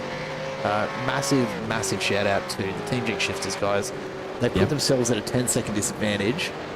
They've got 60 laps, but they'll be back up the front in no time the way they've been driving. Well, And they'll be fighting it out with Brooks and Borg. don't count your cards, mate, until they come calling. That's Don't true, count your but cards. seriously, massive shout out to Henry King for Yeah. actually following through on that. What a legend. Thank you very much for that donation. And by the way, you can dictate the race. Donations dictate the race. Now, to be fair, we didn't set that up for tonight to actually have rewards like that, and maybe we'll do it next year. I think it's fair, mate. There I we mean, go. I all for a good cause. just looked down for the first time in a couple of minutes at the chat, and Isaac Edwards from Race Control confirmed that drive-through was going to happen, so I should have known about it before it happened, but there you go. What we didn't do was set up, so look, if you want to donate $100 more, please feel free, by all means, but understand that you're not going to get another drive-through out of it this time around. What we'll probably do is have a chat to Scott Watts, and for next year's event, maybe we'll actually set up some stuff like that, because we can pretty easily make that happen from my end. I think if we set up, you know, a couple of buttons on my trusty little stream deck here, and then I'm giving admin Jimmy access. Broadband's mental health awareness Of course, does exactly that, right? Yeah, they do the same thing. Yeah, they get the race control, and people donate money. They'll actually put a team into drive-through penalties and stuff like that. I think it's a great idea because it's all for charity. Remember, this is a race It's not for sheep stations, soldiering on. Yeah. Yeah, Soldier on And hit that Australia, scan button. the absolute beneficiary of it tonight, and really, like, yeah, you get bragging rights, and something I should mention is that this is not a hypothetical Vinnie Manser trophy that they're racing for tonight. Scott Watts has organised an actual true to what you're imagining Vinnie Manser trophy that will actually be engraved with the winner's name from tonight, and will be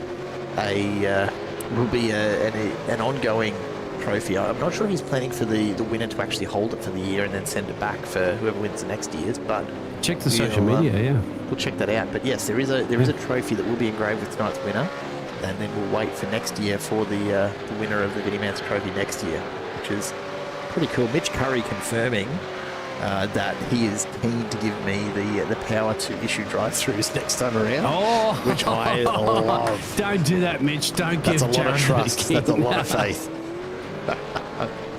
As we're seeing the Revolution Racing driver piloted by Daniel hitting the pit lane at the moment there from P5 and a little incident. Who was that in the background? That was Jason Wilson going around. Jason, yeah, Jason's. The Wilkie Racing entry. What a night they're having. You've got a feel for them. It just has not come together. That Commodore not treating them well at all. They're this still evening. in it, mate.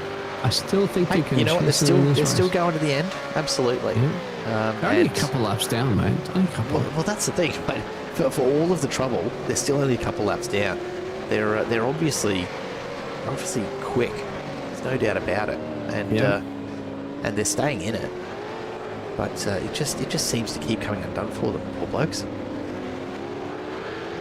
Oh, well, it all went undone is it in the loud pedal earlier at the start of the race. But we are looking at the big battle for P6 and P7 at the moment. Terry Marsh piloting a Revolution Racing car, and Dan will be showing him the middle finger in the racing. Middle finger racing, absolutely. Mitch Curry just saying 13 cars ahead of MC Motorsport. They all deserve a donation and drive-through. You know what? If someone out there wants to put in $1,300, I will ask the question, but I won't promise that you'll get the result. How about that? No, you have the powers now, mate. He called it. I don't. You can't. No, you can't add it once the session started, and I don't have admin access to this event, unfortunately. So. All right, Nathan and Isaac out there, our race stewards, you have the power. Let's not make promises we can't definitely live up to here.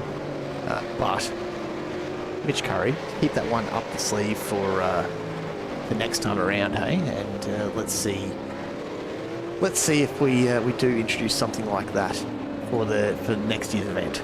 At the moment, though, $542 raised for Soldier on Australia. That's great. That's just good phenomenal. Job.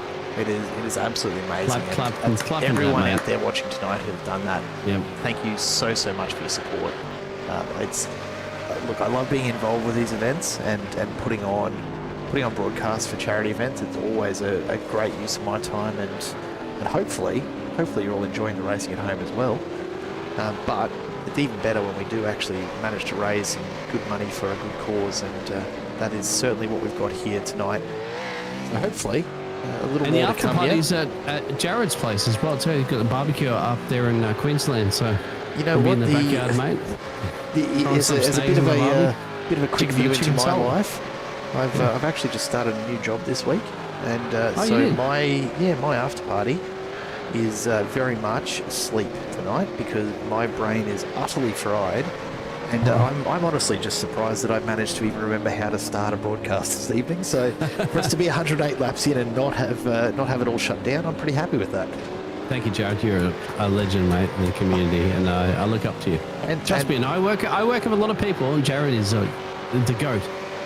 And mate, hats off to Biggles as well. For anyone who hasn't been around Simple for a while, you know, Biggles came out of the ether right back in, I think it might have been season 2 or 3 with MC Motorsport when I was just starting out doing broadcasts and learning a lot about it. And he said, "Hey, I'll come and do broadcasts with you. I'll jump in the booth," and just showed up and started doing them alongside me. And you know, called him. What was it, last week? I think I sent you a message, mate, and I said, "Hey, look, I've got a charity event on, and the Sandown 500. I love to do it by myself, but it's a long time in the booth on your own, and not even blinked at it. He's here in the booth with me, keeping me company. Appreciate you, mate, every time." All right, I appreciate you, Jared. You're the best in the business, my friend. Let's hug it As out. the race Let's continues. hug it out. Yeah, come on. Dan Stevens. We're and Terry only probably Marsh. separated by about like 20 kilometres as well, too, in real Yeah, life. it's probably only But, about that. yeah. We probably shouldn't go away from the mics just now. Yeah. Yeah. We'll sort that out eventually. Bryce Baker, and Bray Loveridge. Come on, guys, can you not be racing each other with names like those? I'm going to trip over them all night. So that's 3 times backwards. Are into it. This is that P11 spot where it's starting to kick off again. Jared Williams has had a bit of an issue further back in the field as well. We'll check in on that. And it looks like Scott Watts coming into the pits for the 67 Ford of BRAM Motorsport. And it'll be Craig Bell coming back out in that one. Go back and check in and see just what happened to Mr. Williams. Look at that. I think he locked up a little bit. I think he got that's that downshift in the back. Yeah, it's that downshift. So under brakes, he's shifted down a gear. Chicken-footed.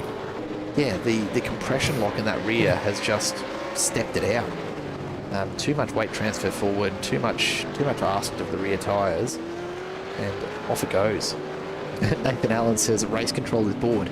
Now, because you would have missed out on this, but we had some conversation just Wednesday night this week. It was, of course, round 1 of the MC Motorsport GT3s, and we had I love the MC 50. Motorsport, yeah. We had 50 drivers on track at Aragon. Wow, that's impressive, mate. MC Motorsport delivers. Oh, huge, absolutely huge, and the conversation turned to the upcoming rounds, and you always get people who do start off the season and they don't necessarily make it all the way through for whatever reason. So we'll probably see a few drivers drop off here and there, but we've got Bathurst in just a couple of weeks, just a few weeks, mate. and I said, you know what, I'm excited because I have not yet, in all of the broadcasts I've done, I've not seen a full track blockage. It hasn't happened yet. Really? In Bathurst, mate? It hasn't happened anywhere, right? But charity events, stuff like that? Okay. No, we've had big crashes, but never a full track blockage. Oh, yeah, true. If we go to Bathurst and we've got 40 plus GT3 drivers there, I guarantee it, in the first couple of laps we're getting a track blockage. I was getting excited about that. So. I'd start a pit lane, mate, if I was going to be honest, if I was the quickest man in the track. A minute I said that, immediately in the chat, Nathan Allen jumps on in from race control. If that happens, I'm hunting you down, Jared. You know what? That's probably fair enough. Also, I appreciate you, Lusek. Apparently I'm firmly in the top 5 list of simple commentators. Well, you know what? That's Jared's the best, one of the best. I'll take it. I'll take it. No, I work with a lot of people around the world, and Jared is like top notch. That's why when Jared says, "Hey, you want to come in the booth with me?" I was like, "Jared, I would jump in the booth with you any day." You know what? You're like the honey badger of broadcasting, mate. I do love bringing in people who are better commentators than I am. I'm happy to run some pretty decent broadcasts these days. We've had some pretty top names come through here. Yourself, of course, we've got Ewan O'Leary, who comes in on a Wednesday night for the GT3s. Great commentators, mate. Ewan's a legend as well. Reece Gardner has been in the booth a number of times. Wow. Isaac Fogarty's in regularly on the Tuesday night. So Isaac's great. I am blessed with some great Australian commentators to work alongside. I know, on Anzac, on the windows even Anzac days. Yeah, I mean, Ewan's British, but trust me, Ewan has worked with so many Australians. He's almost a British. Anyone who's watched any amount of of iRacing coverage, like official iRacing coverage of their major events, you will have heard Ewan's voice somewhere. He's an absolute superstar. He knows his stuff, commentator. man. He's a stat man. He knows everything. It's amazing. It's unreal to work in the booth alongside him. Ewan can It's walk into pleasure. a booth in 5 minutes and understand how a race goes without even being in a race before.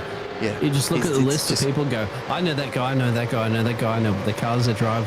And look at the stats, bang. He'll do a job immediately. Yeah, 100%. Ryan Borg into the pits, Greg Brooks into the pits, Henry King continues on. We got the leaders into pit lane, my friend. So this is where you're starting to see the pit strategies just becoming a little bit separated. We'll see if we can get this up in terms of the pit strategy. Here you go. So they're starting to get just a little bit further apart at the moment. The last stop for Henry King on lap 89, Brooks and Borg both on 85. So the 1 or 2 extra laps every stint that the Jinx Shifters guys are getting out of this is what's keeping them well and truly ahead of the game here. It's just that little bit of extra fuel saving that's going on each and every time that is going to mean that if they've timed it right, and assuming no more safety cars this evening, sorry to whoever's about to crash because I've said that, the Commentator's likelihood curse. here is that the Jinx Shifters are going to see this out to the end if they've played the fuel strategy according to what they put together before the race. Further back though, still plenty of battles going on. Stevens and Marsh now sit in 3rd and 4th. Of course, that'll change again before the time we get to the end of this race. Getting a little bit of concern in the chat from Mr. McGregor, asking me to stop talking about blocking the track because Bathurst is hard enough without me cursing it. Yeah, tell me something I don't know. I just recently posted in the MC Motorsport Discord the photo of me upside down in my GTE Porsche from that last endurance event. Yeah, I know Bathurst is hard, don't you worry. It's well and truly off the track there for Hackwood. Picks up a slowdown for the Adrenaline Esports number 12. Sitting in P11 at the moment. That should be P10 in just a few seconds' time as Jamie Fleming comes in from 10th place for SCSR Racing Purple. They come through for their pit stop. And Jason Wilson looks like he's had a bit of a moment. It might just be that he's doing a bit of blinking in and out potentially. Does tell me that he had an issue, but that might be a number of laps ago. Now Henry King into the pit lane, so there's the difference. Ryan Borg in on lap 112, 2 laps later. Henry King in. That couple of laps the difference is going to play out one way or the other here, Biggles. And I suspect, knowing Henry and the Jinx Shifters guys, they've got this absolutely mapped out, even accounting for the safety cars. Yep. And not accounting for donations, of course, that may be causing him a drive-through. That's the other thing, right? Which comes to shove, mate. You Henry never King, know. a drive-through, thanks to donations as part of that, and still out in front. The gap at the moment, post pit stop, the gap is 43 seconds back to Proline Esports. Oh, in the background, James Clark spits himself off the track. We'll go back and we'll have a look at that in just a second. The battle continues though, as Hackwood finds himself in P10. Dan Stevens into the pits for middle finger. And Henry King back in again. Something's gone wrong. Have they forgotten to fuel up, or has he just picked up a drive-through there somewhere? I didn't see a black flag for him.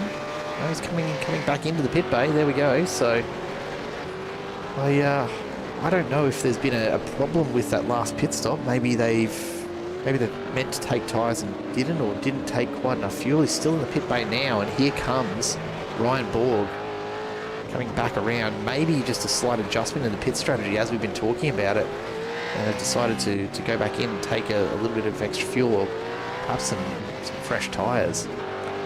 Aaron Gilbert swaps into the car. I wonder if last time around Gilbert maybe wasn't quite ready to jump in the car and King had to go back out until Gilbert returned. if that driver change costs them the race here, they'll be a little frustrated with themselves for that, I'm sure.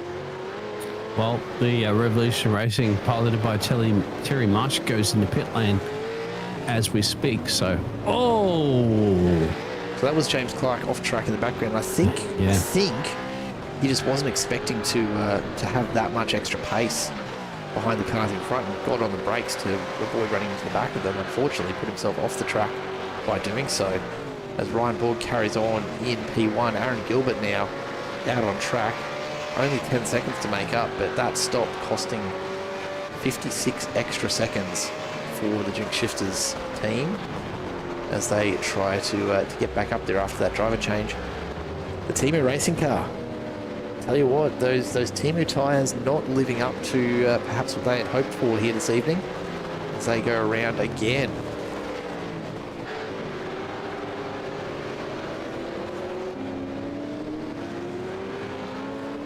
And as we look a little further afield, P4, Daniel Snedden, the AITX Revolution E-Racing 243. Daniel, of course, one of a few veterans who are racing here this evening in this event supporting Soldier on Australia. Snedden, an Army veteran himself. And of course, Greg Brooks, just up ahead in P3, is a RAF veteran.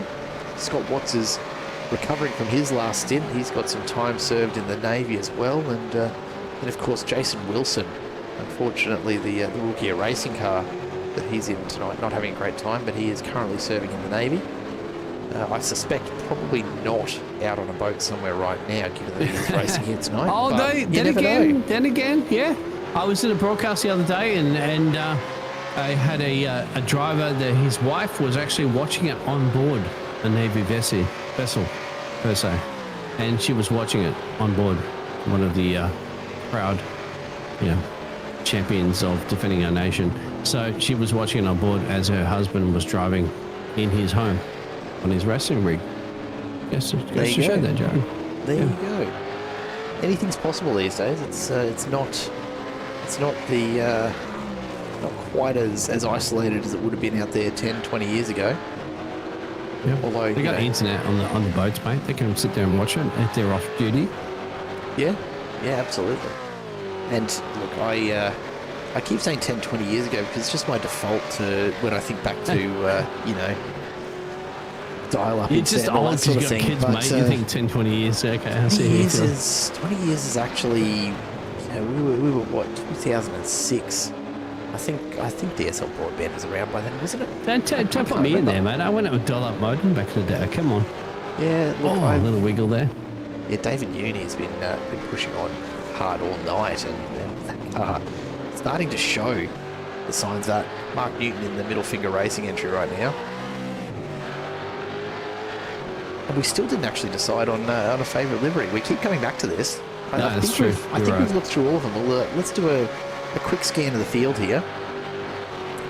Jason Wilson, the Wilkie Racing entry we've seen. Craig Bell in another of the BRAM Motorsports. Look at the Australian.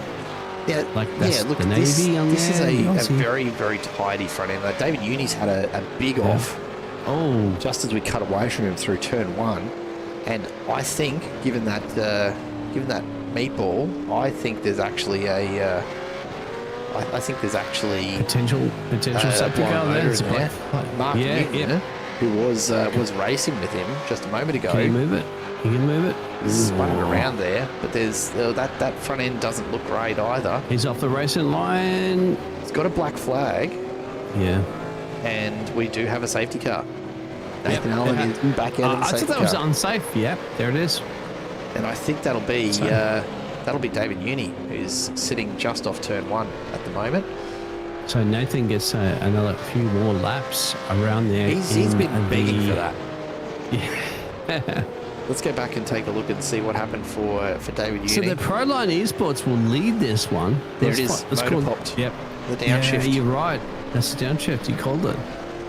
You can see the smoke. When the smoke pops out the back of the car, that's a blowing up. That's not lock up from the actual tyres. That is a blown engine. And look, we'd probably be able to tell that a lot more easily if I had the race audio, the actual car audio coming through my headset as well. But then I wouldn't be able to hear you quite so well, Biggles. So I have to. That's all right, mate. I have to guess I a have it little bit on from time a to separate time. speaker as well, so I can turn it up and down. I'll keep you up nice and loud there, Jared. All right.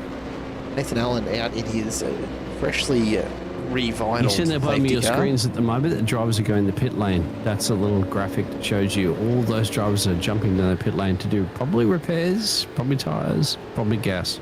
I mean, all take there. fuel under a safety car. Why wouldn't you, right? You lose less time potentially. Although what we did see, I think it was the second safety car, the last one we had. We did see that the entire field hadn't actually caught up to the safety car by the time they went green again. There was that much separation with people going into pits and everything. So I wonder if we'll see the same here. It'll be interesting to see. Mark Newton, incidentally, has that black flag. Is in the pits at the moment. I believe getting some repairs done after hitting that wall. But we'll have to come back in again and serve a drive-through for that black flag for the incident points. Or at least I damn. would think it is the incident points. Mitch Curry back in the car. He's back out on track in Hey, 12th Mitch. place for MC Motorsport. Yeah, 12th is not bad considering what happened earlier. Nathan Allen, don't bin it into the fence. It's not Monza. You'll be right. It's a safety car driver. Don't tell Nathan Allen to do that. You remember during the Italian GP, safety car driver Look, crashed into the outside wall. do. Exactly where Charles Leclerc crashed a little bit later on. But let's not talk I about do, that. but also, I have seen more than one safety car incident or crash. Yeah. They have two safety cars, by the way, here. too. In here, Yeah. and look, that's Oh, why wow. that's why there's always a second safety car in these events as well, just in case you do bin one of them. Nathan, do not bin the safety car. Anthony just chipping in. Uni's a flop. Look, David Uni, not the first one to pop a motor tonight, and certainly may not be the last. We've only got 40 laps to run of this 160, but that's still a very, very long way. That's still 40 minutes, maybe 45, 50 minutes of racing still to go. These engines, I believe iRacing does accumulate damage to the motor over time. So if you're constantly over-revving them, eventually they'll let go. And that's probably what we're seeing is a little bit of that. It's a racing sim, man. as well. It ain't a game. It's a sim. Exactly right. And As we see what's the, going to happen wave with Team rounds. G shifters? Team G shifters, are they going to go bring it to Proline Esports? Proline Esports at the moment, my friend, are leading this race, and they haven't led that many laps. Is Ryan Borg going to allow Aaron Gilbert to take the lead of this race? Are they going to muscle their way? Are they going to fight their way? Are they going to elbow their way? Honestly, Aaron Gilbert is a big part of the reason that the Jinx Shifters had such a massive lead. He got out to that huge lead before the first safety car and did it again immediately after. Before But the he led second the safety race. car. But he's not leading the race now. He's not now, but key. I don't think the question is, will Borg allow it? I think, is there any way Borg can stop it is potentially the bigger question here, All because right. Well, the Aaron safety Gilbert car's has in, just mate. been so quick. Yeah. Safety car's Nathan's still gonna on track park for the that car. moment. No, he's still All right. out. We're going Oh, we're okay. going another lap here as those wave rounds got through. Yeah, absolutely spot on. A. McGregor in the chat. Looks like half the field got waved around. Yeah, they absolutely did. The gaps at the moment, that puts the first 12 back on the lead lap by my count, although they've got a bit of work to do to catch up to the back of this safety car train before we probably go green this lap, I would imagine. But from Tom Williams in 13th back, those guys are all still a couple of laps down or more, depending on who you are in that particular mix. So, yeah, 122 laps into this race and you're a couple laps down. You're still that's in not it. bad. That's not Yeah, bad. you're It's a lot still better in than I'm usually doing by this point of anything Yeah. of this length. Yeah, no, I saw you in Bathurst, mate. Let's not talk about that. Oh, my most embarrassing racing moment ever was actually last year, maybe the year before, Nürburgring 24-hour that I decided to do for the first time with some friends, and I got in for my first stint. I think we were about 4, maybe 6 hours in, by the time it was my first stint. Here comes the rest of the field, by the way, catching up to the safety car. Yep. And came into the pits and, came in, got a surprisingly quick stop and back out again, and looked down at my dash and went, hang on, I've still only got 5 litres of fuel, but I've got fresh you tyres. forgot to tell your team to fuel the car? So here's the problem. I had set up from all of my, regular official length races so that fueling wasn't automatically activated, because otherwise you end up taking fuel you don't need. Unfortunately, I forgot to take that off, and so ended up... Jared, you should just replace that with, around. like, the kids came in there and said, hey, Dad, how you going, blah, blah. That's what you should have said. And they distracted you.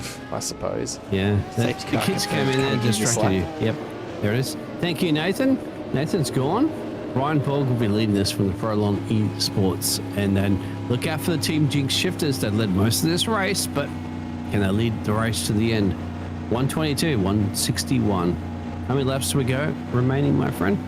Well, I can't do the maths right now, honestly. It's been a long week. All I know is that right now, Borg is in the lead. Aaron Gilbert misses the jump as Borg puts the foot down, and we're green flag racing once again. Borg took it all the way to the line there and gets a healthy little half-second gap before they get to turn 1. The question now will be, do we get through turn 1 cleanly? Safety cars bunch the field all up again. I think we're going to hold it together, but geez, some of these cars sliding around. There's a big move up the inside for the BRAM Motorsport 007. Vertec corner, is that going to prove the undoing of anyone here tonight as they push on and try and pick up a cheeky little spot or two on the restart? Looks like we're going to get through there pretty cleanly. Down the back straight we come again. Here comes the whole field past this camera. don't drive over Jared's camera. And it's probably off to the side far enough that I think we'll survive this one. I hope so, mate. I appreciate Prevail's doing the maths for me in the chat. 38 laps to go. Connor Nixon checking into the chat as well. G'day, mate. Good to have you along. And is that the same Aaron Gilbert and Tom Williams that race in Tasman Racing League? I don't actually know, to be honest. I believe it might be, mate. I think it is. From memory. If you realise those names, they can drive. Yeah. And look, evidenced by what we're seeing out on track here tonight, as 1 lap in from the safety car restart and already almost a 2-second gap to Greg Brooks in P3, who's no slouch either. So it's pretty stiff competition out there. Big lock up in the background through turn 1. I think we've gotten away with that. Damn, No one Gilbert's putting some huge pressure on Borgie for P1. Massively trying that one, mate. He's gonna go for it. Team, 100%. You got to remember, Team Jinx shifters have led pretty much most of this race. They don't want to go down at the moment to Proline. Proline says, not on my watch. Ryan Borg holding the lead. Only for now, though. Henry James out of the car and into the chat again, mate. In case you missed it before, a massive hats off to you, mate, for honouring the drive-through for the $100 donation earlier. Aaron Gilbert, 5-time V8 Scops support category champion. So not surprised at all to see that he is this quick behind the wheel. And Ryan Borg is going to have it absolutely cut out from here as they look to go side by side into one. Go for it? Not quite close enough that time around. Tucks in, yeah. He's biding his time, mate. He's biding his time. He is, but I tell you what, there's not a lot in it, is there? And we're keeping our eye on this one, of course, because this is the battle for the lead. And I think at this point, if Gilbert gets through, you're going to see him start to walk away. I think it's only Borg's car positioning that's keeping him behind for the moment. But there is a huge lineup of cars just a little bit further back. Have a look at him coming around the corner behind as we watch this front battle. We take a look back to Daniel Sneddon, Simon Caplet in this one as well. You've got Michael Hammond on screen now. This battle for 4th onwards behind Caplet is just as intense as out in front. In fact, right here, again, around P10, these guys have found each other once more, although behind, that's Leslie Reeves just struggling to get it pulled up, so those tyres may be a little bit worse for wear at the moment. And James Clark, Dominic Buttle in this as well. Seeing just little puffs of smoke as everyone pushes the brakes to the absolute limit. And here come some black flags. Yeah, now, Mitch goes in. Yeah. Incident points, I would have to think. MC Motorsport, SCSR Racing, Pete coming in. Middle Finger Racing are still in the pits at the moment, so unfortunately I suspect they've used up all of their fast repairs and have some pretty significant damage to repair, they might well be out of this race for the night. That's a genuine possibility. Big Fleming move gets from a Clark up the slowdown. inside. Oh, That was a huge move from Clark and Buttle on Fleming. I don't know how Lee they as well fit too, that through because there. big time pressure at the moment. Borgie and Aaron Gilbert. Wow! Don't drive over his camera. It's fine. We can get another They're one. trying, mate. It's like 2/10 between them. Insane to lead here. I'm surprised it's still 2/10, honestly, because it keeps fluctuating up and back, and Gilbert is trying everything. Borg just seems to have an answer for everything at the moment. I don't know that he's going to have an answer for everything for another 35 laps, though. That's going to be the real challenge of this They're one. both boxed on 110, 112, and 115 lap. So it's about four lap difference between those drivers. And chump change, mate. Chump change. Hammond and Sneddon side by side into one. Sneddon's on the outside. He'll have a slightly more open line. A bit of a puff of smoke up ahead from, I think that was Greg Brooks, who's starting to struggle a little bit in the AOTX number 240. But behind them, Simon Caplet, kind of in no man's land between Brooks and this battle that we're watching on screen at the moment, and he's probably enjoying a little bit of the pressure being off. Gilbert out in front, keep your eye on that timing tower. He's given Borg just a little bit more room this time around. It's 4/10 for the moment, but maybe just backing off and letting the tyres cool a little before he has another run at it. We're getting down to 30 odd laps to go. We're rapidly approaching the end of this racing for zero. Slow down too. Slow down for the Revolution Racing driver, piloted by Greg Brooks as well. So he's going to have to, might bring Simon into play here. Yeah, he could well do. And look, hats off, Simon Caplet. I've seen him improve his racing so much over the past, I think it's been about 12 or 18 months I've seen him racing across different categories and different seasons in MC Motorsport. And I honestly think that he's one of probably the most improved drivers I've seen out of a lot of them. There's a couple others who I'd probably put just ahead of him, but he's come so far. Lusek makes a good point. We've been coming back to it over and over again. The livery beauty pageant. All right, let's do a quick run through the field to make sure we've not missed anyone. Yeah. Ryan Borg in the Proline Esports out in front, ahead of Team Jig Shifters with Aaron Gilbert behind the wheel. Greg Brooks in AOTX we've definitely had a look at, as have we looked at Simon Caplet, and we did have a bit of a look earlier at the BRAM Motorsport 007. Daniel Sneddon from AOTX with the Rising Sun badge on the rear quarter. Robert Hackwood in the Adrenaline Esports entry. Terry Marsh in another of the AOTX entries. James Clark behind in the Cannonball entry, which is a nice little take on what it almost looks like an adaptation of a Red Bull livery to me. The Mitch Curry MC Motorsport entry. Look, I can't give him the award purely because people will call me out for favouritism, and probably rightly so. Look, he's done a great job of getting that livery together, though. It's very obviously an homage to Keep an eye on the famous Borgie. Holman. Yeah, leader battles heating up, my friend. Oh, might be heating up for an overtake. Around the outside, can Gilbert get it done though? I don't think so. No, you but can't do it on the outside. You got the inside. Oh, to the S's. Borg's got to be feeling this pressure. This is about to come under a big way. Yeah. I don't If know. I was in Greg Brooks' boots at the moment big there slide for there Revolution from East Borg. Racing, there could be a P1 right now if these two gladiators take each other out, mate. Yeah, and you can see that gap open up as they just give each other space and reset. We were looking at James Clark in the Cannonball entry. Tom Williams, this one is I think we confirmed earlier, is a real life livery.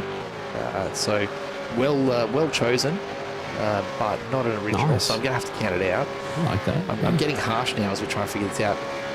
Cameron Brown in the Team iRacing entry.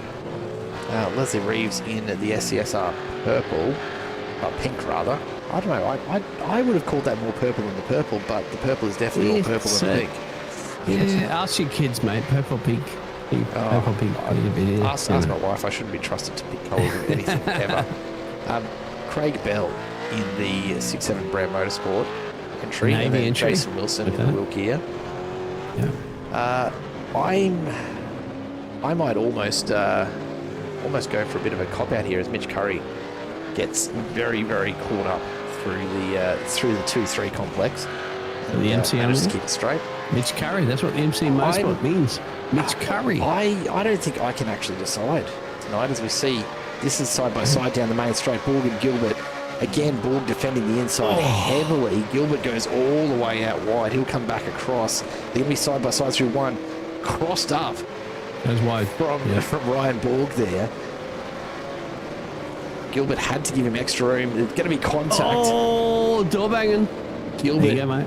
manages to hold it together. These guys pushing on so hard. This is starting to heat up.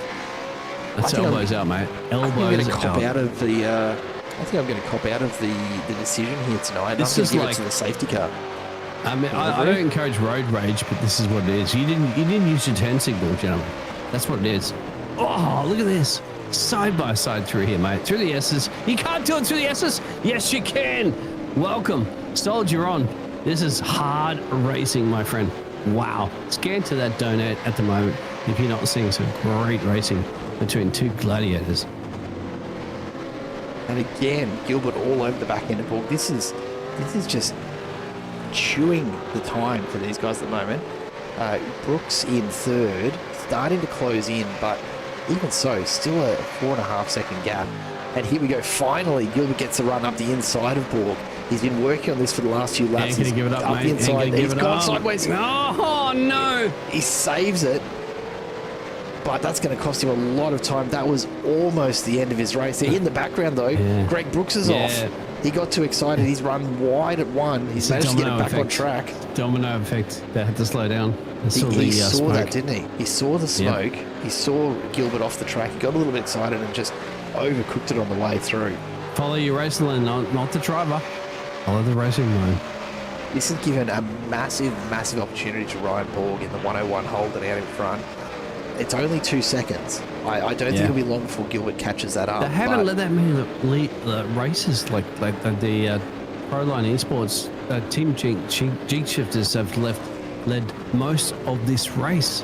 They absolutely and have. now Proline is leading with basically 30 laps to go. That is huge in this moment. The SCSR purple one has the Rob Tilley seal of approval, despite having points deducted for calling the pink purple. Fair enough, Rob. Fair enough.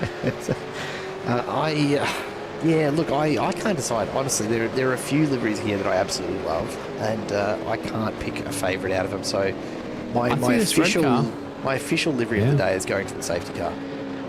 Oh, you're going to Nathan? All right. Not to Nathan. I said to the safety car. Nathan doesn't get any points from me. All right. Okay. Because he scares me, frankly. The battles continue. Nathan scares Jared. That's breaking news. Yeah. We were looking to try and raise $500 across 500 Ks here tonight for Soldier on Australia. We've cracked it, mate. We've cracked it. $542. A massive thank you to everyone that's donated. We've still got 30 laps to go. If you're at home and you've got a couple dollars to spare, please, even a couple of dollars a pop from 20 or 30 people is going to make even more difference here tonight. Big moment there for Hackwood as he gets loose over the curbs. It's getting to that point of the race. These guys are tired. They've been in the car for a long time. This is a hard track to keep at 100% attack for 500 kilometres. But look at this. Hackwood defending the inside. Dominic Buddle is just going to bide his time here. And I think he's going to have a go at this at the other end of the back straight. You'd have to. They've been here for 2 hours, mate, and changed. There's no buffer breaks. There's nothing. Switcheroo of the drivers. But 2 hours and 42 so far in this race. Almost 3 hours. In the background. The and not to mention when the drivers take a break, they're not taking a break. They're sitting there encouraging the other driver and spotting him. Russ and Eva, $51 donation. Thank you so much for chipping in. That is more than the couple of dollars I was asking everyone to think about. That is amazing. $593 now raised tonight. Phenomenal effort. I'm speechless. Guys, you've been so generous out there. Thank you so much for all of the support for Soldier on tonight. I don't know if Scott Watts is watching on or if he's busy calling pulling the shots alongside his BRAM Motorsport's teammates. But I tell you what, Jeffrey, we're pretty mate. stoked. Oh, Vinny, he'll be looking down at this one. He'll be very proud. Of course, the drivers tonight racing for the inaugural Vinnie Manser Trophy in memory of the man it's named for. And Ryan Borg probably Vinny feeling is like so he might proud. almost have one hand on the trophy at this point. It's not two hands, but it's getting closer and closer. This battle, though, P7, still very much up for grabs. Dominic Buttle, he's been waiting for this. Now, the other thing to note, Robert Hackwood on that last lap has just picked up a black flag. He's reached the incident point limit, so he's going to have to come in for a drive-through. Yeah, he will. Buttle needs to be smart here. He doesn't want to throw his race away trying to pass too hard when he knows that his car needs to come in for a drive-through, and he's got his teammate behind him. So they're going to keep racing hard. I've never known teammates to give each other too much latitude out on track. But And if people are asking about the black flags, that's because basically they explore the track limits a little bit too much, and iRacing control will say, you have to go. Oh, they're going down as well too, mate. Whoa, there could be the last pit stop in this race. Pit stop right for them, here, right now. Absolutely. Yep. Of course, Hackwood will be coming in to serve a drive-through, so may need to come back and actually make another pit stop before the finish, so they won't be on level terms on the other side of that. The BRAM Motorsport 007, Michael Hammond getting into it, and sitting in P3 at the moment, looking relatively comfortable. Last pitted on lap 118, probably has another stop yet to make. Come, Mr. Bond. Do you think we'll see another safety car before the end of this one? Come, I Mr. don't Bond. think so. Surely You, he will get this position. It's 007. I don't think he's catching Ryan Borg and Aaron Gilbert out in front though. You know, P3. He's the saviour. P3 is looking pretty good. Simon Caplet though. He saved the planet Earth, mate. Bond. James Bond, secret Did agent. Did he ever save the Yeah. whole planet? He has saved the whole planet many times. Have you not seen the Bond series? I've seen the Bond series. I know he saved Well, countries. I don't know if he saved the He whole saved planet. the planet. Yeah. Evil villains. Look what happened on his watch. Oh well. Jamie Fleming and Terry Marsh battling it out for 7th. This continues. And Marsh going to get it done up the inside into turn 1. It's such a classic Supercars overtake, isn't it? Under brakes. Yep. Throw it up the inside and hold Where's on. Daniel and hope. Ricciardo? That's what I said, mate. Last late breakers. He did it in Italy. Daniel Ricciardo owned Italy back in the day. The Red Bull. It's a real shame that it didn't turn into, I don't know, something a bit more for him, you know? But, And Red Bull and Marco well, had choice words about that one. that's a whole other story. Yeah. Morgan Gilbert still only separated by a half second at the moment. And considering that it was out to 2 seconds after that big slide from Gilbert, this is getting close to the wire. He comes in. He's going for the undercut on the final one. Yep. A really, really Yep. clean entry there into the pits. It's got to be the final stop, right? It's got to be the final stop. Has to be. Yep. The BRAM Motorsport 007 up into second place for the moment. Simon Caplet, Daniel Sneddon come through. Keep your eye on that timing tower. Let's see where Jenk Shifters come back out. Got to get clean air. That's the key. You don't get held up. You get held up with traffic, you're in big trouble. You got to do qualifying laps right now because you can run this gasoline tank to the end. There ain't no refueling right now. So You do far too much NASCAR, don't you, mate? Gasoline. Yeah, I do. Jeez. yeah, well, I'm trying to a worldwide audience, as you know. Oh, fair enough. Fair enough. And we do hope we've got a worldwide audience out there tonight. Let us know if you're from outside the ANZ region and you're watching in. Good to know if we've got a few people tuning in from further afield. You can't say wondering petrol. what on earth. If you say petrol, I have no idea what you're talking about. I suppose that's fair. I am wondering who might be out there that's watching from a lot further out. Rob Tilley in the chat. Oh, James- leaders in. Proline's in, so they're responding to this undercut, mate. This will be key. This will be interesting. Absolutely. Yeah. The stop from Gilbert was really quick. Only 21, just shy of 22 seconds in the pit bay. Sneddon came through in about the same time back on lap 119. I don't know if Borg can get out quickly enough to not You got to get taken out by there. He's this still in undercut. pit lane at the moment. He's taking gasoline. He got the car up on the jacks. 17 seconds in change. Still He needs to counting. get off He's those still in the jacks pit lane. now. He's still in the He's pit still lane. there. It's a long Yeah, he's in stop. trouble. He's spent too long there. I think they've overfueled Yeah. or maybe changing He's out now. the He's out now. tyres. Yeah, There you go. he's lost it. So you're right. Team G Shifters have taken the lead of this race momentarily. Of course, you might not see them on the timing table, but other drivers have to go down the pit lane. I can't imagine anyone ahead of these guys is making it home on the fuel they've got. No, It's I don't think virtually so. impossible. Daniel Sneddon would be the only one with a shot. He pitted on lap 119. You're not getting 40 plus laps. It's the fuel saving that Jinx have put in there to get to where they were with their.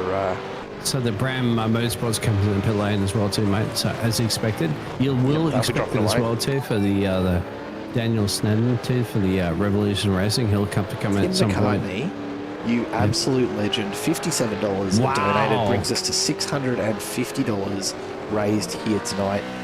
Mate, I tell you what, that is a massive donation. Thank you so much for supporting after having such a tough night out there in the number 3 car.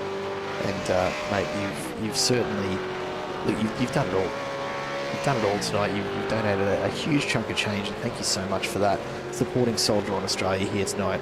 The Wilkie Racing entry, it's been a rough night for those guys, but they're not going to finish in dead last because unfortunately for Middle Finger Racing, their car has given them the middle finger. It's not getting fixed in time for this one. They've been sitting in the pits now for, well, it's just about to tick over 12 minutes. If they've had an engine blow, then yeah, that will mean that Jared will it's fix a it. half hour or so. Jared will jump I down think it's there. about a and fix it. half hour to swap an engine. How's your engineering skills, Jared? Yeah, not Get in great. there, mate. Not great, I'll be honest. Yeah. Camshafts, pistons. Sort of jumping chain. I know what the parts are. Putting them together might be a whole other thing, though, to be fair. Maybe you need to be a man that's a part of the Team Jinx shifters.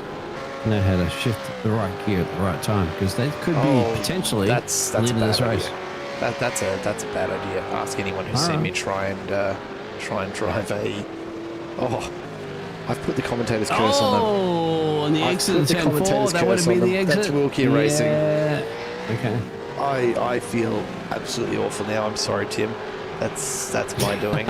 I take full responsibility. It's not the first time, it won't be the last time we see Matt Hall into the Caplet Racing entry. Motorsport, I should give them their formal title. Yes, sir. And of What course, a livery as well, too. You can see it start on, because it's like the little chrome a salute to the detail Australian there is fantastic. Anzacs. Let's have a look and see just how hard Wilson hit that wall, because look, Oh, Wilson. there's been a bit of a moment before. I and feel like that's I'm a Tom lot of Hanks damage. in the Castaway Wilson. movie, right? Wilson. Yeah, that's what I felt. Yeah, Sorry, he's Wilson. obviously gone off track just a little bit earlier. But yeah, that damage might be enough to keep them out for a good chunk of what's left of this race. Thankfully, it didn't look like the motor was impacted, so they might get back into it. Mitch Curry loves being the pinata of the field, mate. You certainly got pushed around a bit, but I think that's maybe just your distaste for supercar racing coming out. We know that Curry doesn't love racing supercars, and Are you messing with the boss right now? Are you messing with the boss? He'll be the first one to tell you he doesn't love the cars. All right. Okay. But he. It's usually because I like they're it. really It's difficult to MC. drive. For a reason, right? It's in the corner of your screen right now. Mitch Curry as the race leader's in. So the Revolution Racing drivers of Daniel Sneddon is in. So is Team Jinx Shifters gonna switch their way to another gear and take the lead in this race? Well, they're only 100 metres away now from passing them. Here we go. Aaron Gilbert just coming around the final corner and crossing the line. So they're going to be well ahead at this point. The real question is the gap back to Ryan Borg, which at the moment sits about 7.5 seconds. You can see him just in the distance in that shot. It's almost the length of the front straight with less than 20 laps to go. A huge amount of work to be done. Unfortunately, if you look at yeah. your sim racing entry, they're going to be in the pits for a while getting the damage repaired because they've absolutely used up their 2 fast repairs for the night. Hammering. But they won't be the last car. Mitch Curry saying these cars are fine. Well, in that case, it must be the door banging that you're not used to from your GT3 racing, mate. Because You're fired. Yeah, that right. no, it's Gary. just I'm just helping him to understand what's going on. Ah, okay. Mitch Curry's Mitch, I'm on your latest side. message just being auto-censored I'll by off your YouTube, windscreen, but Mitch. we'll let that one through. Well, 7 seconds separates the top 2 at the moment there. So the pit stops are done. I'd imagine they're going to go to the end. They're boxed on lap 137, boxed on lap 138 between the top 2. 7 seconds. Proline Esports, I want to take this one to Team Jinx Shifters. Team Jinx Shifters have led pretty much most of this race, but 7 seconds, my friend, with traffic, with what we're looking at, 18 laps to go. It's time to move on, mate. Time to switch that car into overdrive. Yeah, Did they have overdrive back in the day? A little overdrive button, the OT? Overdrive's been around in these days. I remember overdrive being fitted on most every auto car from the 90s. I don't know if they still had it around by the time you got to these. What, 2014? I think from memory. So I don't know. The Was nitrous, overdrive gone by nitrous then? boost? I don't know. Yeah. Someone out in the chat must have had one, a VF Commodore or an FG Falcon, and know whether overdrive buttons Yeah, still Jared existed on them. was a baby at that point. He 2014? had a No, license. mate. No. Oh, What was Ian your car, Ward. Jared, you had back in 2014? Who's in the wall? Ian Ward has had a bit of a moment on the final turn, the MC Motorsport entry, and off he goes away down the main straight. I'm trying to get a bit of a look. What was your car back in your time, mate? I mean, yeah, anyway, everybody let us know. What was your car back in what we talking about 90s? Well, 2014, these are okay. 2014, these cars, All or right. thereabouts. What car did you have in 2014? There you go. Shout that out. I'm going to have to think back to mine. I reckon in 2014, I was probably getting around in... I think we just sold our Mazda 3 MPS. And we had a VW Passat wagon that was mostly what my wife drove around. Big lockup on the front left there for Matt Hall. Yep. That keeps it moving. I was actually... Gosh, what was I driving? Because I'd gotten rid of the motorbike just a couple of years before that. So Oh, you got the motorbike, all right? Okay. yeah, GSXR 1000 that I had gotten rid of in... Yeah, it's because your wife 2012. said no more motorbike racing, right? No, You'd driving. think so. You'd think so, but Yeah, no. she wants to keep you alive at home. Actually, it was that I was spending more of my time at track days on it than on the road, and it was too pretty to drop it, so I wasn't actually pushing as hard as I should have. I was too worried about scratching it, so there you go. And Miguel, What did a you do little with that Tokes motorbike? Cozy Coupe in 2014. Thanks for making me feel very, very old, my friend. Now, He's this is old. interesting. Borg and Hammond. He's got a family now. He can't. His wife will never let him out on a racetrack ever again. Well, 2014 was... Actually, no, we must have still had the Mazda 3 then, because 2014 was the year my son was born. Okay. So we Glad you remember that. definitely still had the... Yeah, but mate, would your wife ever let you back on the track ever again? No. on You the know. track, yes. She'll let you virtually. On yeah. the But she track, won't let you yes. On the track. road, absolutely not on a motorbike. No. And You got kids, that's mate. fair. I wouldn't get on the road on a bike these days either. Yeah. I am too old and value my life too much these days Too old. Come on. to risk it. You're a father. Well, mate. my reaction time's not what it used to be. You know? Really? Your broadcasting reaction time is fucking sharp. Oh, Well, sorry. Yeah, look, My apologies. that's because I'm clicking the buttons, so... Yeah. Nathan Allen in the chat, $350 on a safety car will cut some more laps. Whoa! He wants to see the $1,000 mark. Look, Wow. I am all for throwing it out there just in case someone listening wants to get in on it. Well, the gap is like I 8 will seconds say- between leaders, Nathan. Yeah, look, I 8 will seconds. say, with we're almost down to just 10 laps to go, it feels like it's a little too late in the race to play play games with it. Hey, if he's going to throw a K in, mate, you can't deny yeah, it. to be fair. Nathan's been the safety car driver all race long. Rob Tilley, have I ever considered commentating on my wife's driving and riding shotgun?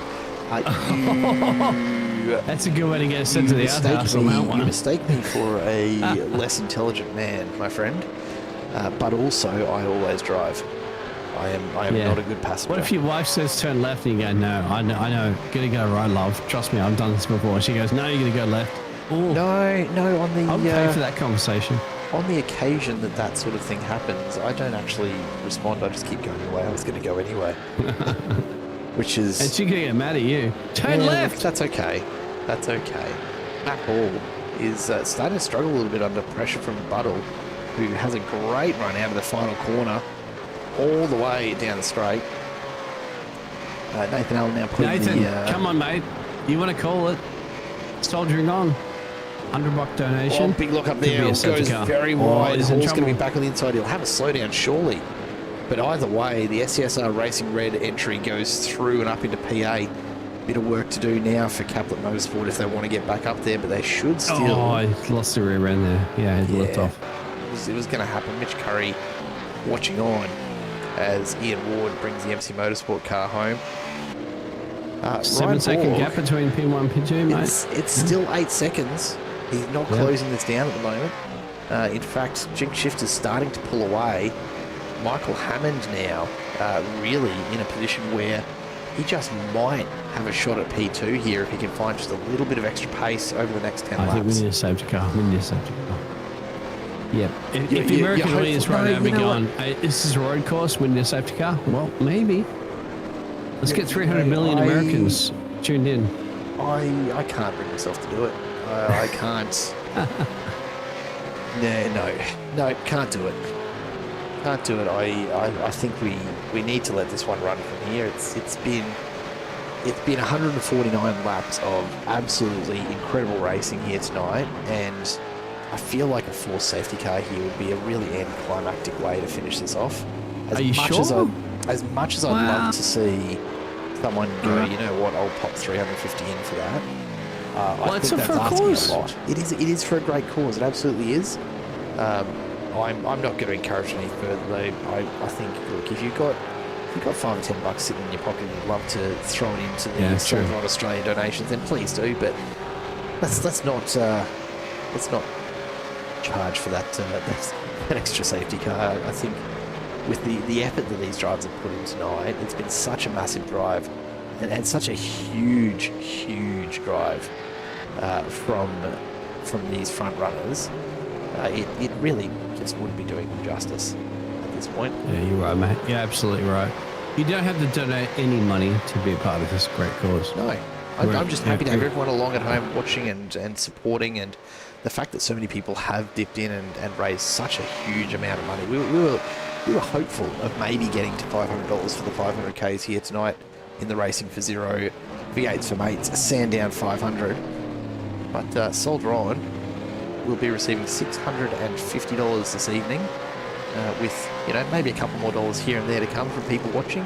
I have, you might notice, I've left it open for another 6 days after this, because I'm hoping that if you're out there watching and it's gotten to this point, and you've enjoyed the last 3 hours of racing that these guys have put on, that maybe if you're watching this in the next couple of days as a replay, you'll dip your hand in your pocket and make a donation. You never know. But anyway, in every way, tonight I think can only be looked at as a success in both the quality of racing we've seen and the impact this is going to have for Soldier. You're right, mate. Bloody oath. Soldiering on. Ryan Bulger under pressure at the moment there from P3. That's the closest battle you're seeing on your screens at the moment there. Team G-Shift is they're piloted by Aaron Gilbert is up the road, but the battle continues. It's podiums, my friend. You want to be the second step or the third step? That's the key. It's just been such a massive drive from Gilbert, and the note earlier in the chat about, what was it, 5 times champion of the V8 Scott support category? If you didn't believe that when you read that, then this should tell you all you need to know. 8.5 seconds up the road after multiple safety cars here tonight that have evaporated what was at times a 20 or 30 second lead. And paid drive-throughs. And a paid drive-through, a $100 donation bought these guys a drive-through penalty not that long ago. Aaron Gilbert and Henry James have absolutely shown us how to drive these things. It's been a huge effort. John Holton has just had to tow to the pits. I can't see that anything's happened to cause that, but yeah, maybe he's had a bit of an issue somewhere out on track that there's many need to get back to the pits via towing rather than driving it back around. Hopefully they can get back out on the track again. This one's the one to watch. I don't know whether Hammond's got quite enough pace to make it home here and to actually take P2 off board, but they're going to go all the way to the line. It's only 7/10. The gap out in front starting to come back just a little bit. It's just dipped back inside 8 seconds for a moment there. But Aaron Gilbert really looking at the 8 laps to go and wanting to make sure he gets home safely. He can afford to lose essentially a second a lap to Ryan Borg now, and he'll still come home with the win. Michael Hammond, though, a bit of work to do. Needs to gain about 8/10 a lap here to get ahead of Borg at the finish. This is one of those situations, Biggles, where if you're the driver behind, even if you do catch up, you've got to time your overtake perfectly, don't you? Because if you get out in front too soon, you're giving the draft to that driver for a shot to take it back. That's right. Yep. It's all about the timing, my friend. You can give the draft when you need it. The draft giveth and the draft taketh away, right? Yeah. Jamie Fleming, Shakespeare, unfortunately. Right, how's this in the green room of some theatre? Right. How's this for unfortunate timing? Fleming has just ticked over the incident limit and has a drive-through to serve with only 7 laps to go. That's going to take them out of this. The safety car is now officially parked. We will not see a safety car. Sorry, for the rest Nathan. of this. You are parked, my friend. Mitch Curry, the MC Motorsport, donating $10. Please, no more Punterino. Mitch. Mate, thank you so Mitch. much for the donation, buddy. Yeah. Love Mitch. your work. And Revolution E-Racing, you are very welcome. It's been an absolute pleasure to put this one on tonight. In comes Fleming to serve that drive-through. Ryan Borg starting to open the gap now. Michael Hammond, I think, has either run out of pace or starting to run out of fuel and needs to dial it back a bit because that's out to a second. And I think we might just have our podium decided at this point. The gap is coming down to Jinx Shifters at 7.7 seconds now. Well, Borg is closing. Well. But There is black flags kicked out there, my friend. Off-track limits could serve a drive-through penalty for some of these drivers. They might be on the bubble. They might be on the bubble of those off-track limits. Now, if you're new to iRacing and you've never driven before, like myself, to explain it, if they go explore those track limits a little bit too much, they might get a little black flag pierced next to their name. That black flag means they have to go down to serve a drive-through penalty. Now, some of these drivers at the front there, you might go, they got no black flag next to them. But if they go off the track a little bit, they might be right on the bubble right now. And that could cost you a huge lead in this race, like advantage. it absolutely could. If Aaron goes off too much, he could lose this one right now to Ryan Borg in the Pro Line Esports. Anything can happen. It seems unlikely, to be honest. What I will point out, and it's been flagged in the chat by Nathan Allen as well. The 007 car is carrying a 10-second post-race penalty here.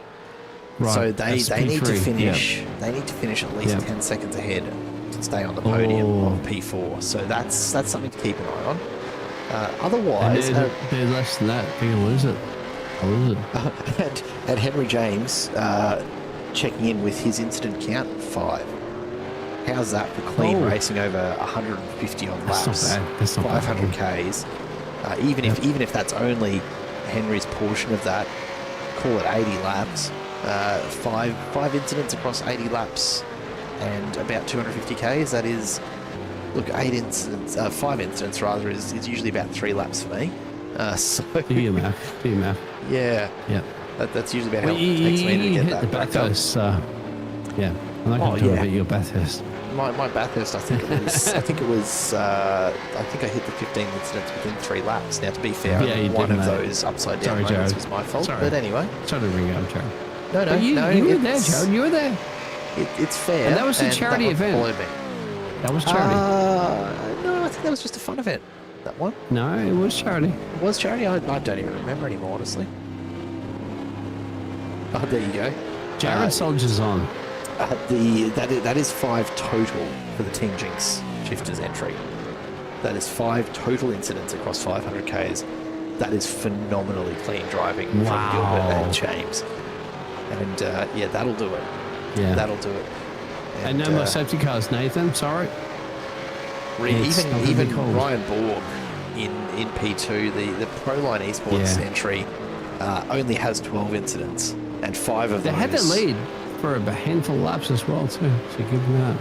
Yeah, oh, absolutely they did. But with what 3-4 laps to go at this point, it's all They're but a done separated deal. by half a second, mate, between these drivers. Oh, look at that! After how many step laps? out. Michael Hammond putting the foot He don't down have because it he yet. knows he needs to push Ryan on. Borg wants to win this race. He He does. wants to win this race. 8.2 seconds. That's not going to happen at this All point. right, 8 seconds, he can do it. And He he's can do it. got P2 wrapped up because, of course, BRAM Motorsports in P3 is carrying that 10-second post-race. There's a possibility that Daniel Sneddon, who's already up 10 positions since the start, sitting in P4, he might, if something goes wrong for Hammond here, he might actually get away with a P3 in the post-race. But it does Yeah. seem a little unlikely. He's got a 15-second gap down to the den, doesn't he? So that's and it's that's growing. tough. It's growing. Yeah. It's growing. regardless of where any of these drivers finish, it's been a huge effort here tonight from all of them to run a Sandown 500 on a Friday night. That's a big ask of anybody. Yeah. And these guys have jumped in and done an amazing job of it. But the wives and girlfriends are going, what are you doing? Sitting in front of your Right. racing rig for like 2 hours. I mean, they're mad. And you're going to Yeah. say that, I'm sorry, love. It's all for a good cause. And it is for a good cause. Because it's a great cause. We've done an amazing job here, thanks to everybody watching at home, of supporting Soldier On Australia.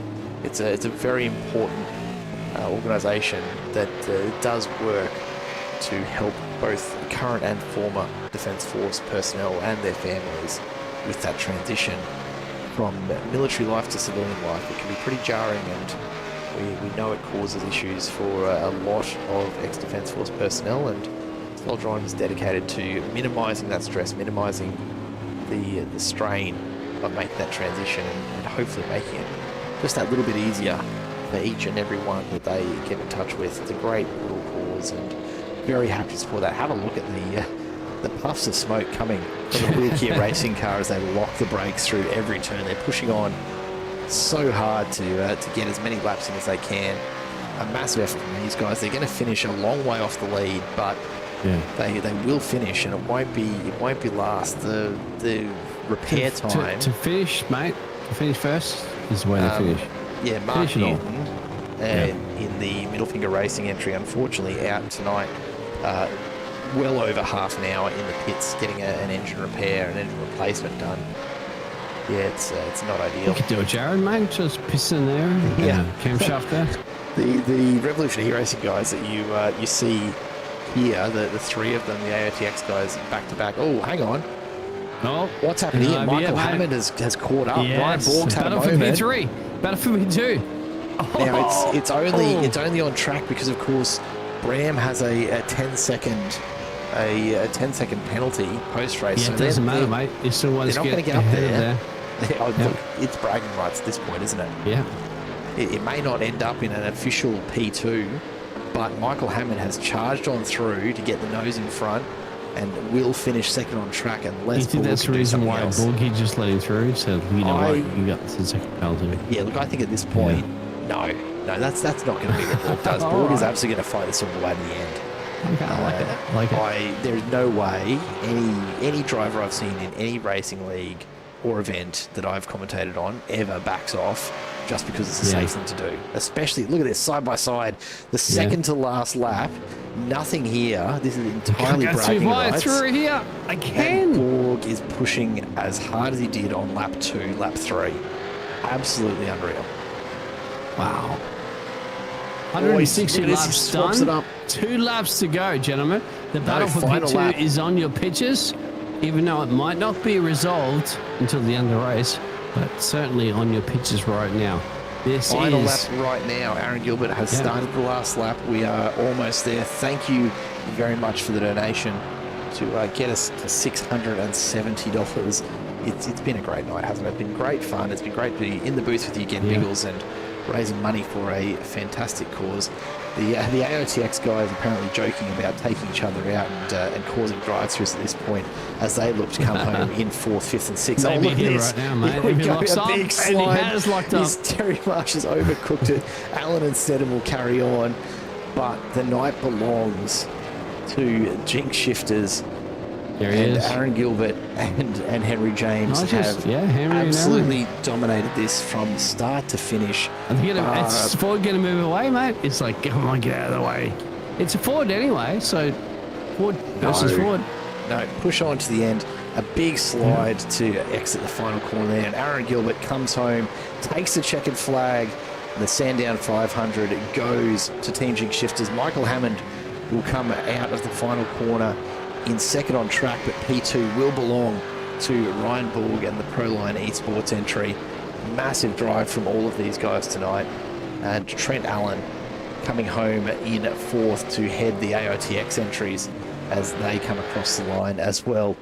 And it's been a long night of racing for these guys. We'll catch everyone else as they come across the line.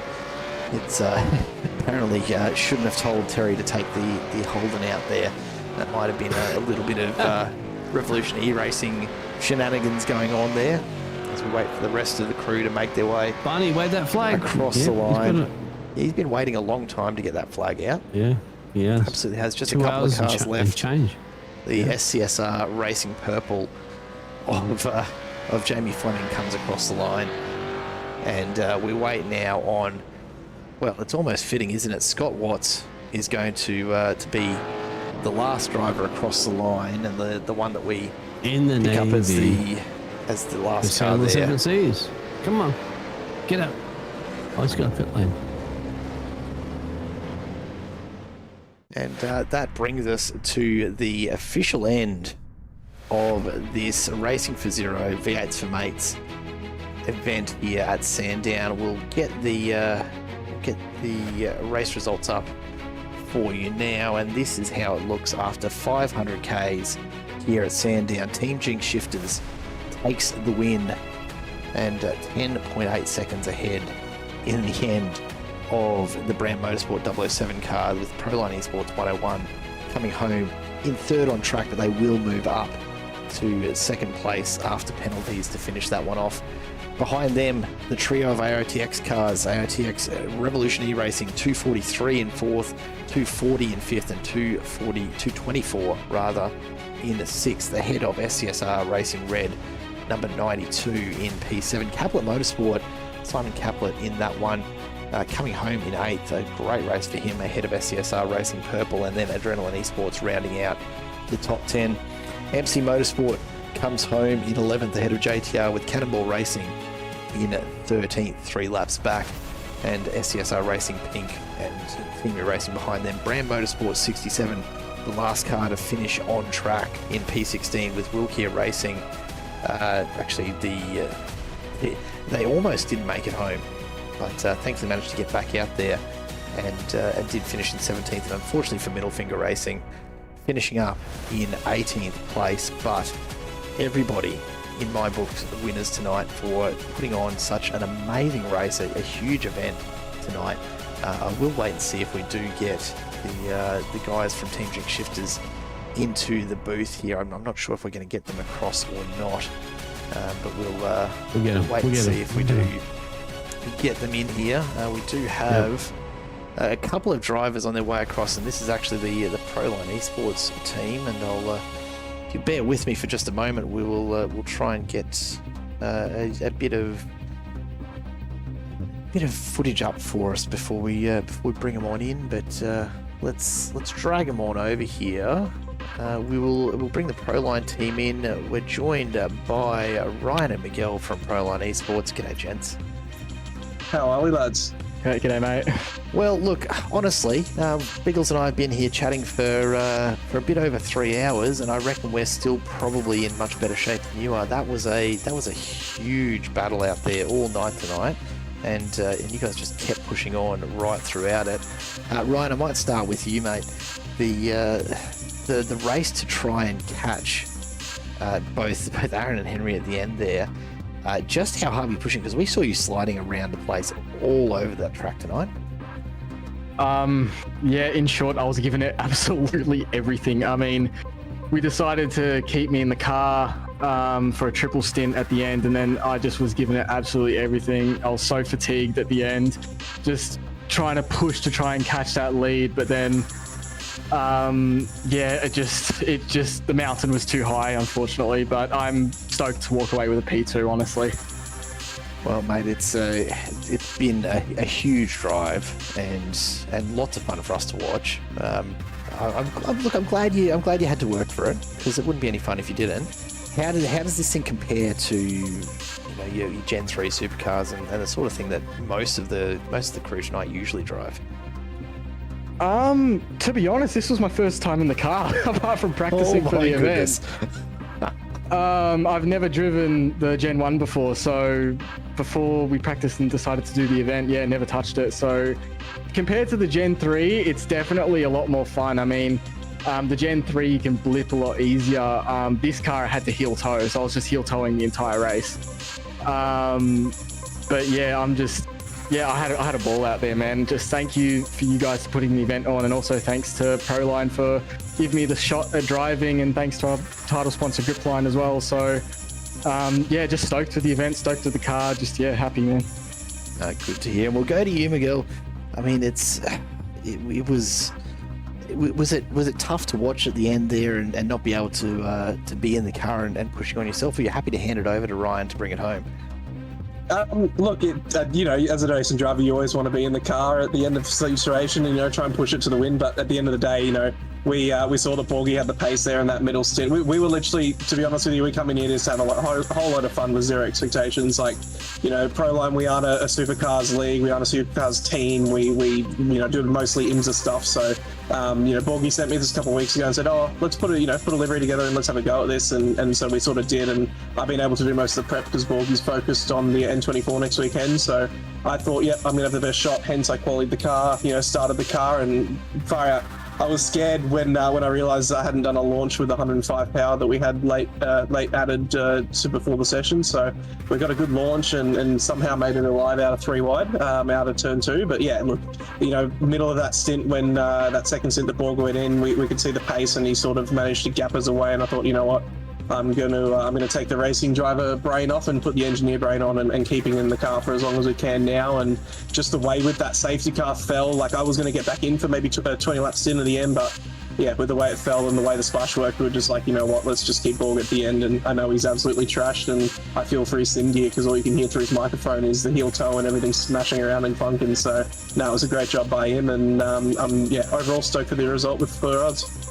Well, gents, thanks for being part of what was an awesome race to watch, a fantastic race to commentate, and all for a very, very good cause. We'll let you go and maybe relax and recover a bit with a couple of drinks or whatever you've got planned. Maybe just get to bed. I don't know. It depends on how you're feeling after that. But thanks so much for stopping in to have a chat to us. No, it's absolutely. Thank you, everyone that's put this on. We really appreciated it, and it's great to see how much money we've raised for the charity of choice. Yeah, thank you again. Awesome event. Thanks so much. The Proline Esports guys there joining us in the booth, and we'll bring on in where are they? Here he comes. Michael Hammond coming on in to join us in the booth now, along with who we got going on there? Sorry, I'm just trying to get the BRAM Motorsport 007 up so we can have a bit of a look at this while we do talk to you both, gents. First of all, how are you feeling after that one? We'll start with you, Michael. Pretty worn out after that one. Had to do a bit of a double stint there at the end. Try to get the 10-second gap that we needed over fourth place, and we made it happen.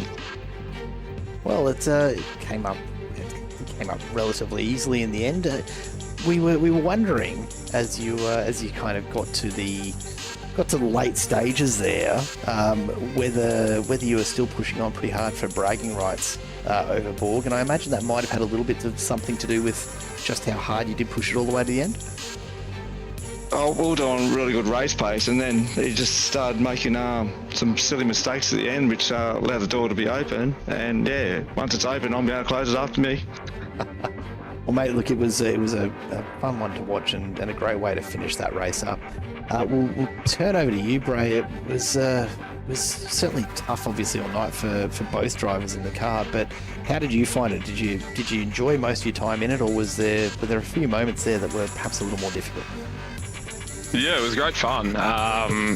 Obviously, Michael had the pace against me throughout the entire night, and I was sort of treating myself as just a bit of a co-driver to get through and complete those laps throughout the middle, and I think we did a decent enough job.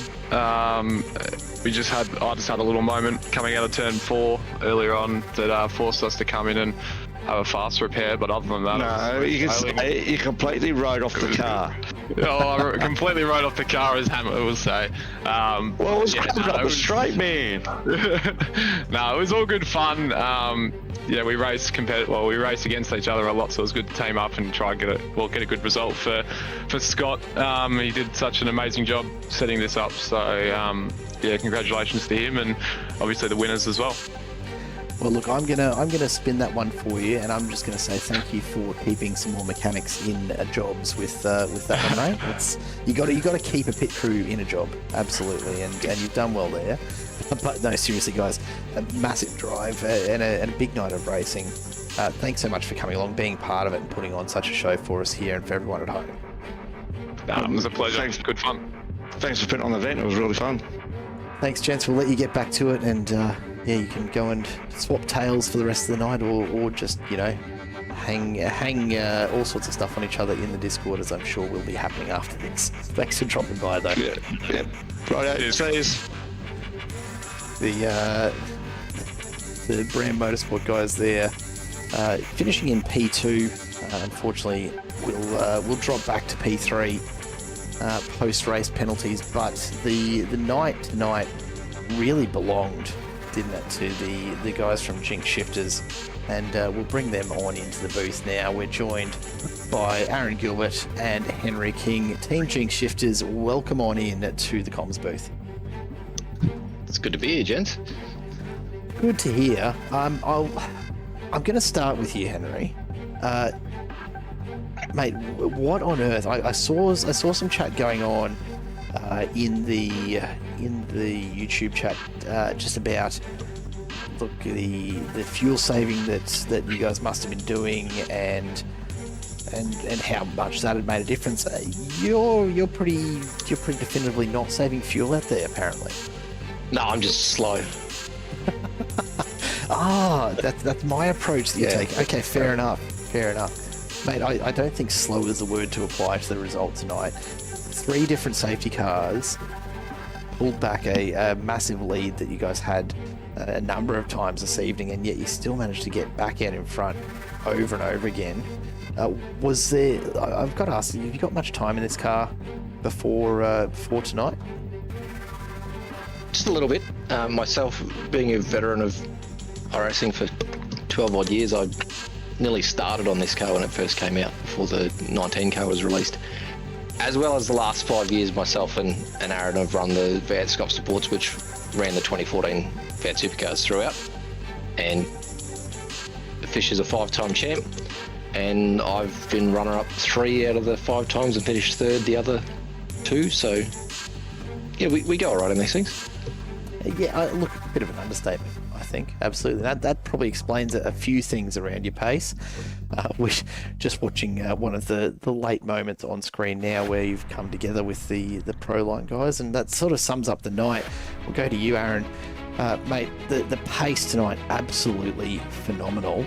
And, you know, certainly backing up the 5 times champ in that support category, as Henry mentioned earlier. Was it at least fun out there as well, though? Oh, it's always fun driving this car. I love it. and Henry loves it too. Most of our team, I think, love this car, to be honest. So, but it's really good to race these guys that didn't make a job for being only in the car for like, I don't know, what, a day. They told me so.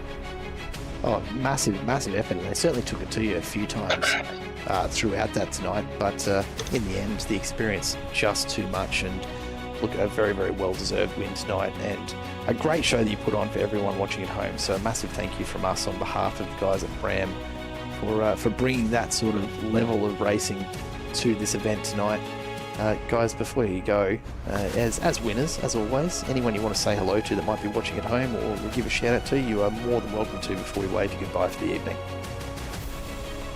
Well, I don't know if they're watching, but the entire team from Jinx Shifters have been on the board with the team for 5-6 years now, so huge shout out to them, as well as everyone else that's affiliated with the team. But yeah, brings me pleasure to put the Jinx Shifters logo at the front of the field. Got to thank the BRAM guys for putting on this great event as well. I think couldn't do it without them, and they're proud supporters of Soldier On. Yeah, it's been an awesome event, absolutely. Thank you so much for spending the time. I know it's been a long night and everyone's probably pretty keen to get to bed soon, so we'll let you go. But guys, thanks so much for dropping in to have a chat to us at the end of that one. Our pleasure, Jared. Thank you for the call. Always good fun. Aaron Gilbert and Henry King there taking out the win here this evening in the Racing for Zero V8s For Mates Sandown 500 for a worthy cause. We've been supporting Soldier On here this evening, and as you can see, $670 raised here tonight. We absolutely have blown away our target of $500 over 500Ks, and that is all thanks to all of you watching at home. It's been an absolute pleasure to bring this to you. Biggles himself has checked out and gone to have a bit of a break before he jumps into another broadcast. So I'll say a massive thank you to him for stepping in and being in the booth with me here this evening as we brought you all of the action from this Sandown 500. And it's been about more than just that race, of course. It's still just barely the eve of Anzac Day, and it's a day where all Australians around the nation pause to remember the courage and the sacrifice of so many of the men and women who have served in our Defence Force over generations of Australians. And we hope that tonight's race has honoured that spirit for everyone while we do put this on in support of Soldier On. And of course, fittingly, when we think back to the conversation a little earlier with Scott Watts in the broadcast, this one has been run for that Vinnie Manser trophy, and the names of Aaron Gilbert and Henry James will go on to that trophy for this inaugural race, and who knows, maybe we'll see it back on there from them again next year. But the bigger part of that, of course, is that reminds us that there's a name, there's a person, there's a family and a story behind everyone in uniform. So to everyone that did race or watch the event tonight, who donated or just supported by showing up and keeping us entertained in the chat, a massive thank you to everybody. Of course, to Scott and BRAM Motorsport for putting this event on. It's been a pleasure to be a part of. And if tonight's showed us anything, it's that the spirit of mateship that defines Anzac Day is pretty well alive and well even today. It's a great thing to see, and I think that's as good a note as any to end it on. So from all of us here at Timber Racing Broadcast, it's been an absolute pleasure to have you all along. Good night, and of course, lest we forget,